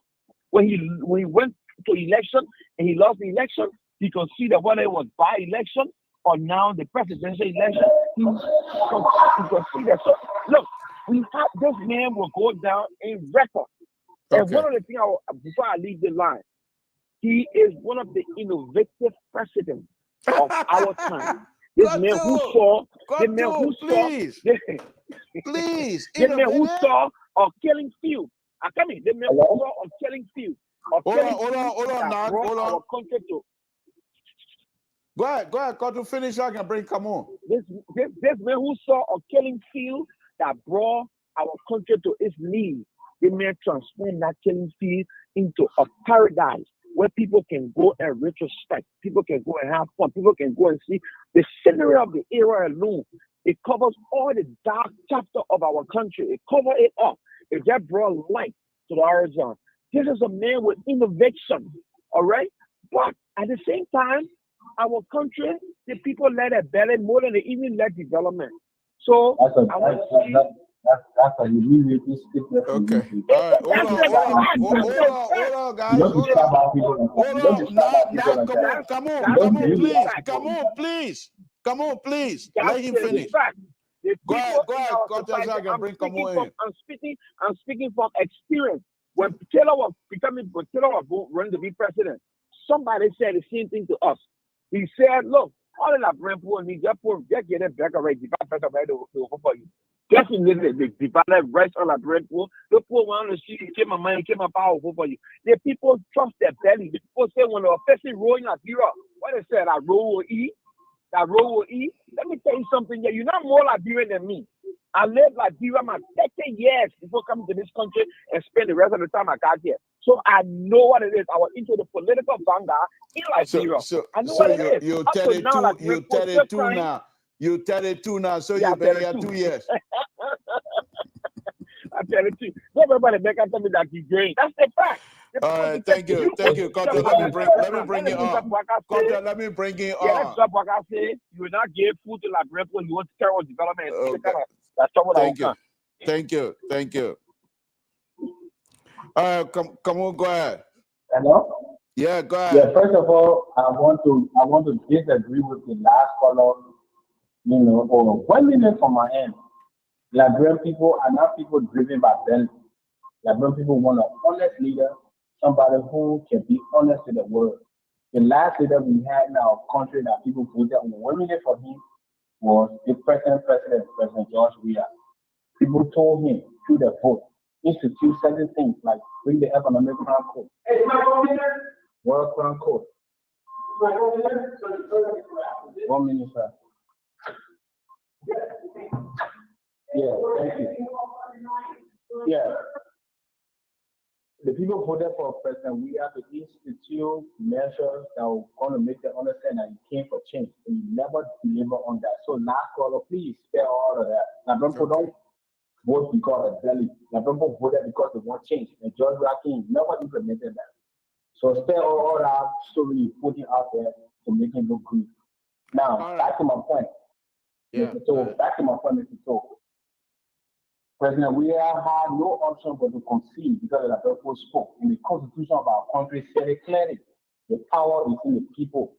The power is in the people. When the people speak, you have no other thing to do but to watch that call or to listen to them. So he did his part. He listened. He listened. He know the history of Liberia. People who never listened, he saw how they ended. So President Weah had to listen to the people. So nobody should be all around, singing praises that they say he has brought down the entire army, whatever. President Weah had no option but to listen.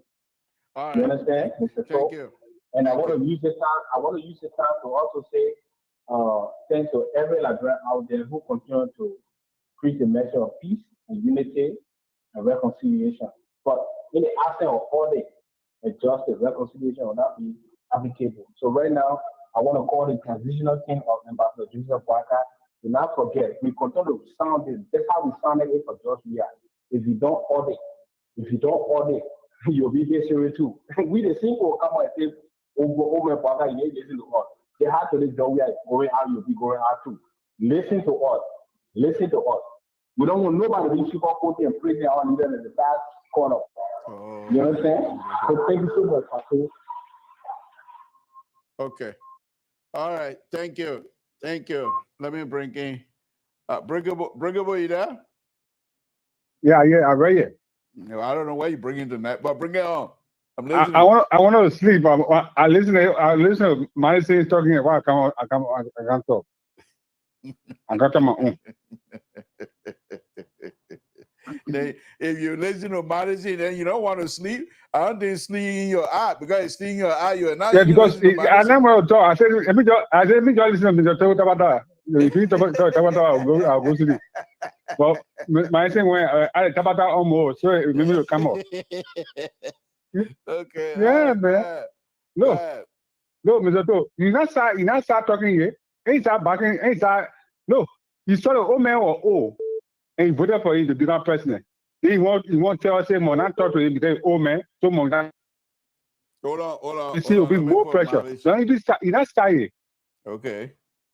So don't be telling us, oh, the old man, we all know, y'all know old man, you don't need to be president. You might accept everything. And look, listen, if you don't know why the president did, just wait. You'll see after few years from now. Thank you so much, Mr. To. Okay, thank you. Mr. John, good evening. How are you, LIBERIA? Oh, thank you. I think you're going to do us a favor to close this thing now. Yes. Today I've been thinking about a few things. Okay. And one of the things that really came to my mind, and I'm very sure I'm very sure you are also thinking about it. I'm not too exact, but I'm sure you're thinking about it too. I've been thinking about Joseph Boakai future success in Liberia. Mm. So two things came to my mind. So well, Joseph Boakai, he's not an angel. He's like us. He's not going to perform miracle in Liberia. He will be assisted by the international community when the need arises. We'll use our resources in the country to move forward with project and programs. But here is the thing. Those who that Joseph Boakai going to recruit are those who are going to make the case and make sure a dream comes to pass. But then I will also start with the question of where the team is going to come from. Is the team going to come from recycled politicians? Or is the team going to come from fresh ideas, new faces, people who have not worked in government before, but they have the credential? For example, let's say agriculture minister. They will get this Liberian stepping forward who went to the University of Liberia Agriculture School, probably might have traveled, he got agricultural credential, but he had never worked in government before. Are these type of people that Joseph Boakai will recruit to form his team to make sure his dream come to fulfillment? Or Joseph Boakai going to fall back on the recycled politicians who work in all the government and recruit them and bring them to help him move the country back, forward? This is the question that I've been struggling with today. Mm. So my conclusion was, if Joseph Boakai, people did not vote for Joseph Boakai because they really love him. They didn't vote for him because he went 40 years in government. They didn't vote for him because he's a handsome old man. They voted for him because they believe he will make the difference with George Weah.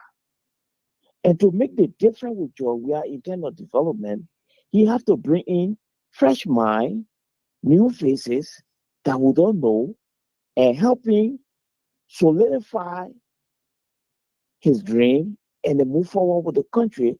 To me, I think success can come from that end. Then he bringing recycled politicians together again who work in all the corrupt government, and I believe there will be less or no success. So this is what I've been researching today. Okay. I don't know what your take on that. Well, I myself been pondering on that, but mine is a little bit different in that I Okay. think the mix of recycling politician and young Yeah. fresh blood faces will be Or they combine. eh? I think you're talking about the combine, a little bit of this and a Yes, little bit of yes, this. yes. Because Okay. the old politician might be able Yeah. to guide the new workers, even if they don't have that experience. However, my Mhm. concern in what I'm suggesting, my concern would be those old politicians, in order to join Ambassador Baka, must do all they can to drop their whole behavior in terms of corrupt behavior. Those must not be accepted. They shouldn't come with them as a baggage coming to this position as an old politician. So if you're coming as an old politician, your old way must be left behind in order for all of us to be successful. So if they come in, truly believe in the operation and the belief of Ambassador Bakar of being a clean person, then we will be successful. But if they come in as an old politician and come with their old behavior, which is most of them are just a corrupt or anything else, then we will fail because they have the experience. And if they say, well, if you're not going to take me, I want to steal, but if you don't accept that, then I don't want to offer my. That means the young people and those who have no experience was have to start from all over, and we don't need that at this time.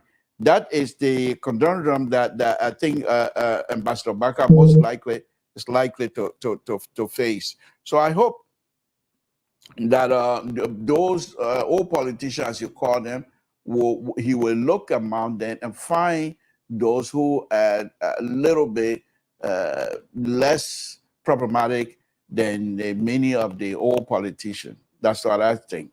But I think your idea is quite in place, and the concern is also in place, because if Ambassador Bakai, and I believe he himself is very concerned about that, because if he's not concerned about that, then the governing process that he has in place will face a problem. Because how do you work with this whole new idea of trying to move Liberia forward without bringing in the young blood, and the young blood that our OPO say you got to sit on the old mat for us to plant the new mat.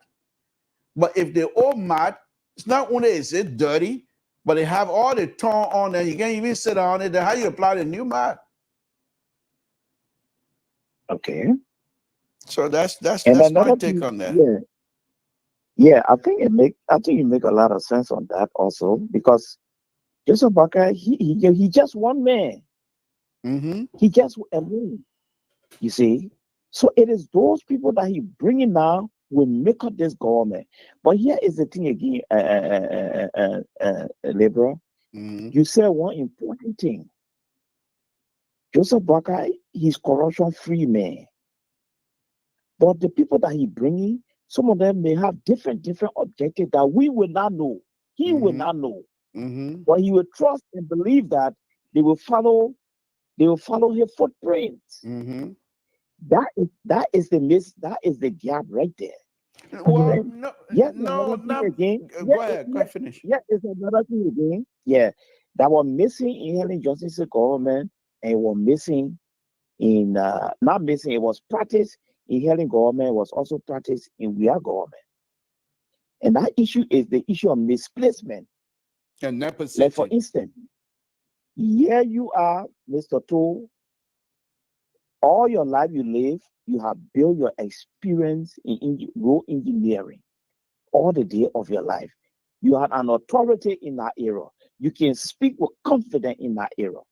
Now we take you and send you to the Ministry of Information as Deputy Minister for Administration. Mm-hmm. Tell me now, people, don't you think we've already buried your talent? Yeah, exactly. I'm not even Very going to do good. that anyway. As compared to taking you and making you Deputy Minister at Public Works, Mm-hmm. where you can speak with authority and you know what to do, and you been inside, you live with it, you talk with it, you sleep with it, you know they wake you up, you can speak it. Mm-hmm. Mm-hmm. Unless they put you to information ministry, you turn it around there because that's not your area. Right. This is one thing that broke we are government down today. And Helen self practice that thing. For example, in Helen's government, you will not believe Libra. I was doing a research today on Kofi Wu. They made Kofi Wu labor minister. Mm-hmm. They made him public work minister. Mm-hmm. When I went to check on the guy background today, I told you, you'll be surprised. The guy is an authority and an expert on human rights issues. Yes. All the guy's speeches he's been giving, I mean, all over. Look, I was chasing the guy up the way to Ghana, even to Massachusetts, they making in America. I said, everything about them, including his degree, they are all in human rights. Right. So Kofi Wu couldn't succeed at the Ministry of Labor. He couldn't succeed at the Ministry of Public Work because why? He was misplaced. We talk about a friend of mine and I talked about that last night. Yeah, so the next thing that came to me now, I said, well, I hope Joseph Bakai will be mindful about misplacement so that we get put people in a place where they are an authority and we can hold them accountable and they can challenge others. This is our spot. We can defend it. We live it. We ate it. And we had that experience and we can live up to expectation. And Right. one thing again, I was thinking. Well, that's good. That's good. So let me go to the last one first, then I'll come to the first one. The last one you talk about Honorable Kofi Wood. Quite correct. Last night, a friend and I were having a conversation, and his name popped out, And I also noticed when he was at Public Works, he was also misplaced. He's a good manager, but those kinds of technical area, you have to speak the technical language. Simple, nothing else. But if Honorable Kofi, who as good as he is and as God could have it, he's now serving on the transitional team. So you will expect that he will be one of those that will be advising Ambassador Baka in terms of placement, talent placement, so that they will be able to vet people correctly and place them in position that they are capable of performing. Instead, if you do just based on family lineages and friendship, then you have an issue. Now, let me go to the first one you talk about. If Ambassador Baka comes in and does not act like the Singaporean, where the guy in Singapore brought in, I think they call him Chiu, some kind of Kwandu or something like that. But when he came to power, he decided no corruption. The first person that he caught was corrupt was a minister. He threw that one in jail. The deputy didn't have much to do, but to try, they threw that one in jail. By the time he did with 2 or 3 ministers, everybody started straightening up. So just take 1 or 2 examples, and you will be successful. If Ambassador Baka comes in, and I'm just using him because he's my friend. I don't say he's corrupt, but let's just take Abraham, President Kessery, Anthony Kessery, and put him to some sort of a policy area to run a ministry or whatever it is. And then he decided instead of running, he's good, he's very good at that. That's his area, but he decided to take things that are not his and start enriching himself. And the fact that they are from Norfolk County together, and he tried to be lenient with Mr. Kessery, then I think the failure is going to be written on the wall. But if he said to Mr. Kessery and said to the people of Norfolk County, this is my brother, this is my own nephew, this is my own son, and he's misbehaving, we will use that as an example and take Kessery to court. And if Kessery is found guilty, that he served time, whatever time the law allow. Anyone else to say, the way he did to his own nephew, I'll be careful. People will start learning. Those who don't learn go to jail. Simple as that. So other than that, in fact, if you bring those kinds of policy, if you do those kinds of things, the international community will start pouring more money in there because they think their investment will be safe. You will find investors that will be coming to Liberia because they believe with your policy that their investment will also be safe. Because what does the investment folks who invest, what do they want? They want something in return. They're not there to waste their money.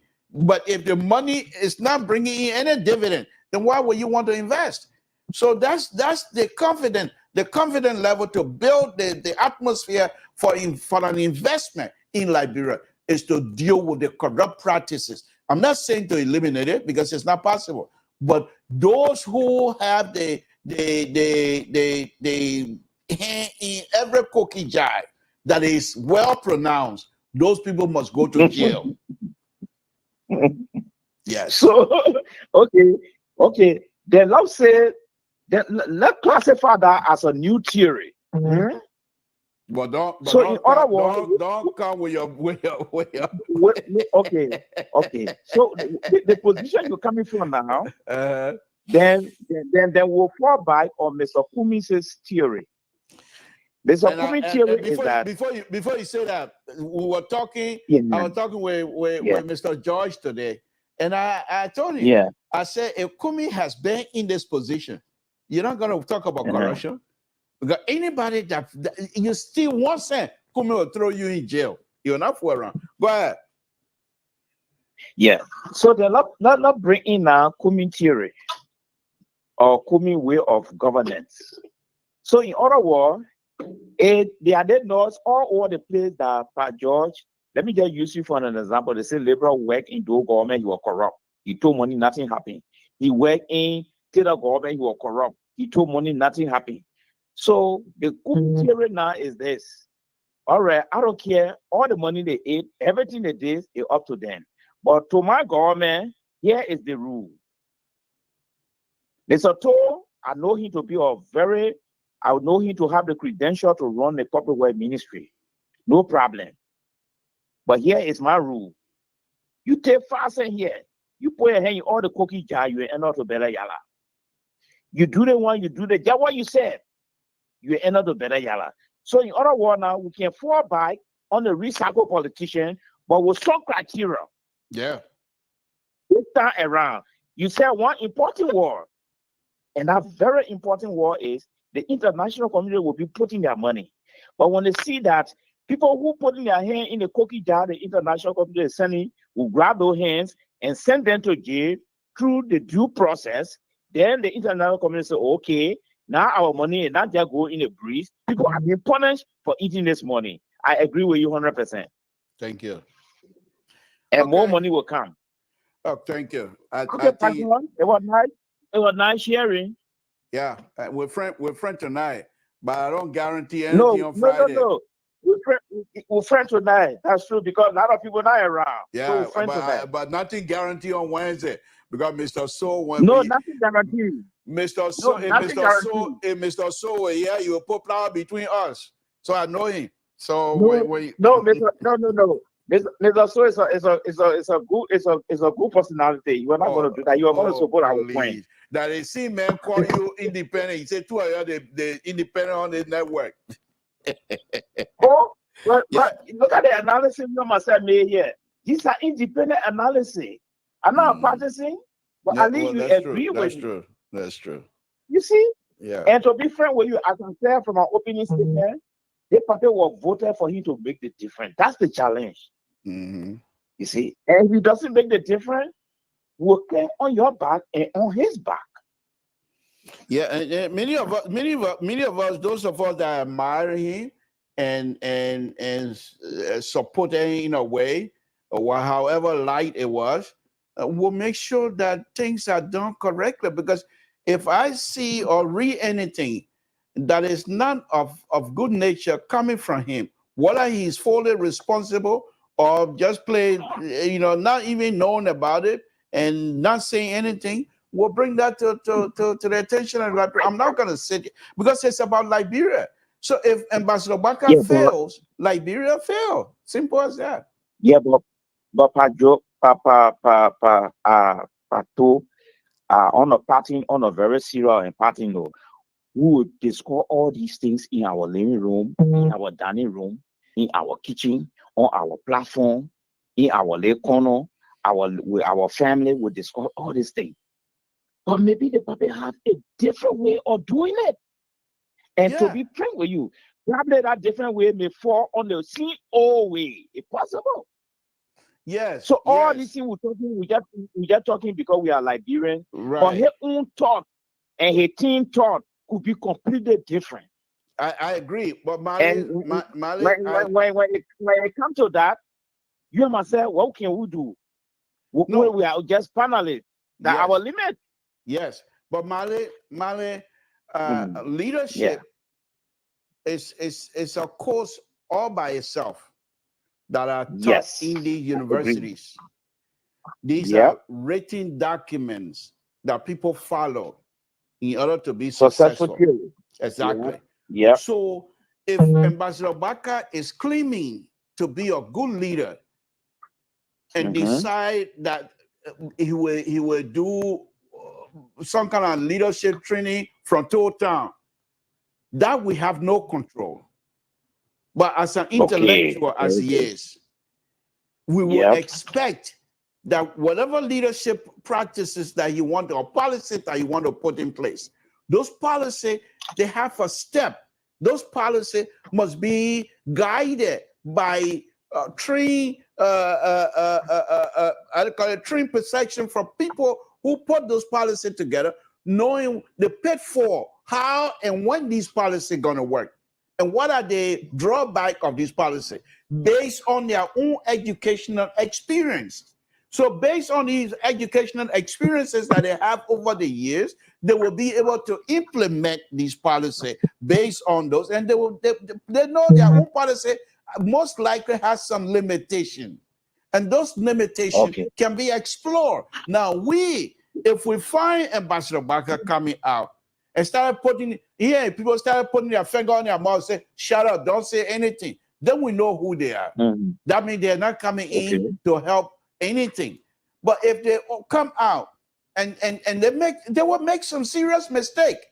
But the hallmark of that, how do you recognize of those who are truthful? If they make mistake and take ownership of the mistake and then come out and explain that they make a mistake and recognize the mistake, most likely they're saying to you that they're not going to repeat those mistakes. So those are the kinds of stuff that we're going to be looking for to see Ambassador Barker and his people do it. Once they start doing it in the first 2-3 months, you will find the success. But what you need to watch for, once they take office and you start seeing the kinds of how do you call it, Minister of Information they have on President where they have a minister proper, but Carrasco was the mouthpiece of the executive mansion, where executive mansion has its own press connection, but they were unable to speak. Carrasco was speaking for them. Carrasco also speaking for the Minister of Information. So when you have that kinds of stuff in the Barker administration, rest assured that there is a failure. Okay. So, one other thing I want you to watch. Yeah. The infighting if there's any, it's not gonna be secret. It's gonna be exposed, and it's gonna be deadly, and it's gonna be public, and then you will know that yes, the failure of Ambassador Barker administration is just a matter of time. It's not going anywhere. They will fail, and they will fail massively. Okay. But then, do you think it's possible that in our security sector, do you think, sincerely speaking, that we can form a formidable and strong security team in Liberia without employing any of the ex-fighter? You think so? Yes. But if you start using words such as strong, you cannot have a strong security force in Liberia, a country that had a war for 14 years, and not be able to employ some of those people to make that security forces strong. You can't get people from America, security agencies, people who are trained in America, and you expect them to violate people's rights in Liberia. You're not going to get that kind of strong security force. So if you're using the word to say you want a strong security force, in order to have that, you're going to have to employ some people that have no respect for human rights, people who have no respect for people feeling. Then you will have strong security. And I differ. I hope that we don't come to that. I hope we have a security that will be. If that would be your argument, then there will be problem with the security in Liberia. Because if we cannot employ people who did not fight the war, and we still rely on some of the people who abuse people, kill people, they have the terrible human rights record, but nothing we can do but to employ them, that is going to be a problem. No, that's not what I'm saying. I'm saying to you, you use the word to have a strong security. And in my mind, in my mind, to have the type of the word strong that you're using, to have that the connotation in the Liberian setting, in order for you to have a strong security, you must have people, because the George Weah administration they had strong security, but look how many problems they had. So, but if you have, yes, can you hear me? No, I'm not hearing you. The phone breaking in. Okay, you should be able to hear me now. Can you hear me now? No. You still not hearing me? Okay, so I think the conversation got to come to an end. I'm not hearing nothing. Yeah, okay. All right, let's pick it up tomorrow. Okay. Okay, thank you. All right, then. See you. All right. So let me just wrap up. As Male was saying, to have a strong security force. For me, in order to have to use the word strong security in Liberia, you have no other choice but to go in a gutter. People, because Liberians themselves, are people, there's a certain group of Liberians, especially young Liberians, the bikers, the market people, they're difficult to deal with. So in order to have a strong security, you're going to have to go in the gutter to get people who has been in the war. And so I don't prescribe to that term to say strong. I hope that we will have security that will be respected by the people. At the same time, that will be people-centered. And so in order to have that kinds of security forces in Liberia, you're most likely going to have to tap into the security experts of the Liberian diaspora, because those will be the one to come on board and train the many of the Liberian security apparatus to say, this is not how you behave, and this is how you behave as a police officer, this is how you engage. Even here in the United States, the police here, they violate people's rights all the time. So it's not going to be different from that of Liberia. But the thing here is, if the police violate anybody's right, that person have the right to sue. You can't sue Liberian police in Liberia. What are you going to get? So they really don't care. So it will be depending on those who are going to be in charge of the apparatus, of the security apparatus in Liberia. They must first be well-trained in terms of respecting the right of the community that they're policing. They must be well-trained in respecting the individual right of Liberia. So if you do have those, then I think it will be like a funnel system where the top part, when you turn the funnel upside down, that is, the top part smaller, but as it comes to the bottom, the bottom part becomes larger and larger and larger. I think Liberia, we will succeed. There's no question asked. We will succeed. But I hope this is the beginning, because if Ambassador Baka comes in and he's successful, and even President Weah was to come back next time, he's not going to go back to his President Weah 6 years. He will have to pick up from where President Baka is stopping, which is infrastructure improvement, the lives of Liberian people improvement, the security sector improvement, all of the institution improving. And President Weah is not going to have the opportunity to turn us back. So this is where I said before, and I've been on my show, yes, I believe Madam Selly did not put in place political structure. And I will give you one example, then I can leave. There's a young man in Grand Judea community, was the president of Grand Judea Association, they call him William Yano. When William Yano, in my opinion, folks, my opinion, when William Yano left office, he was able to put in place structure of the association, political structure, that anyone that's going to come in, if you were to follow the structure that was laid out by Mr. Yano, you are always going to be successful. Few of the young people came in, they were smart. They wanted to bring their own flavor into the leadership, but at the same time, bring a whole doses of Yano flavor into the leadership. And as they mixed that, it was difficult for people to see their flaw, because their flaw, the flavor that they were coming with from their own, was not huge enough to overshadow what they were bringing from Yano. So when they mix it, it was easy for people to see, and people believe in their leadership. Now, there was those other leaders in the Jida community. Folks, I was in Jida community for a very long time. I've observed all of those things.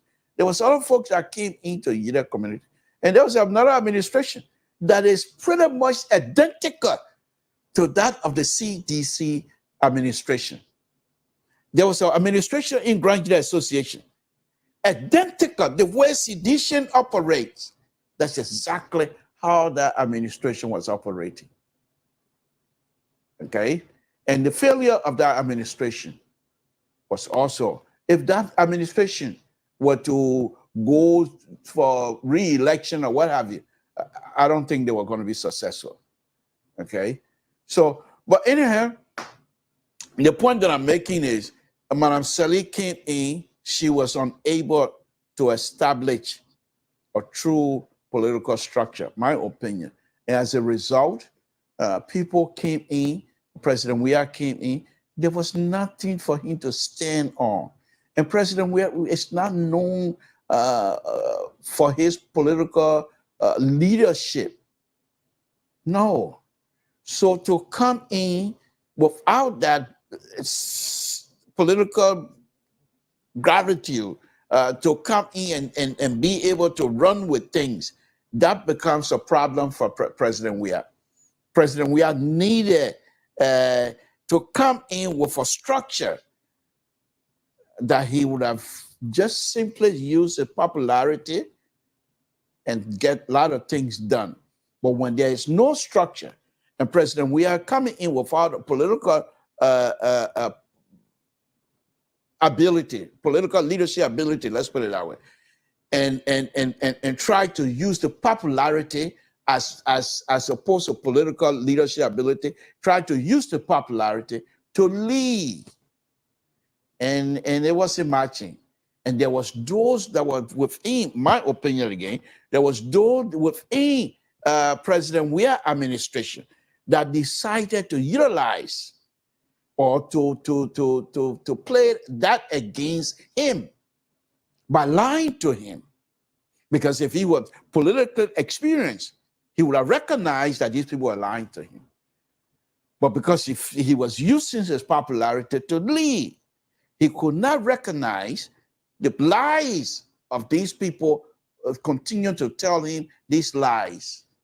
So what these people were doing, the fact that the president does not have the political leadership ability, but he has the popularity, they decided to use the popularity to gain favor for themselves. Liberian politics under President Weah will be written by many people, and you will find there will be some people that will go deep into it, and you'll find an interesting dynamic that happened under President Weah. Folks, Samson told Liberian public radio, way out of time. What? Way out of time, completely. I know Mr. So will have issue. Mr. Kyra, good evening to you. Thank you for watching. We appreciate it. If what I'm saying that all Tabata, please forgive me. Samson told Liberian public radio, folks, the show has come to an end. I want to thank all of you for tuning in tonight. It's been a wonderful, wonderful show. We try to do our best here from time to time. I'll be back again tomorrow. I'm going to, next week, I promise, I hope, by God's help, for me to deal into this. Let me go into the issue why President, from my perspective, why President Weah failed miserably to obtain a second term. As I stated earlier, that he's the most popular person in Liberia. So why is this soccer legend, an icon in Liberia, that still, even when he leaves office, and I can say this here without any equivocation, if he leaves office and you put him side by side with President Bakai, and you say, people, you go meet these two people, more people will gravitate to go shake President Weah hands than they will do with President Bakai. Those who are going to be running to President Bakai will do so based on something they want from President Bakai. But President Weah, the fact that he doesn't have anything to give, people will still gravitate towards it because he's popular. Right now, if President Weah was to come to any community in Liberia, I mean, here, Liberian community in the United States, people will still want to go see him. He's a legend. He's a legend in a community. Who would not want to see him? He's a legend. And this is why I'm going to be dealing with next week. The fact that those who were in in his circle refuse, I will use the word refuse to utilize his popularity to gain the vote from the people. It's going to be interesting. Join me tomorrow. Well, I'll come back again, talk about Tabata from Toll Town.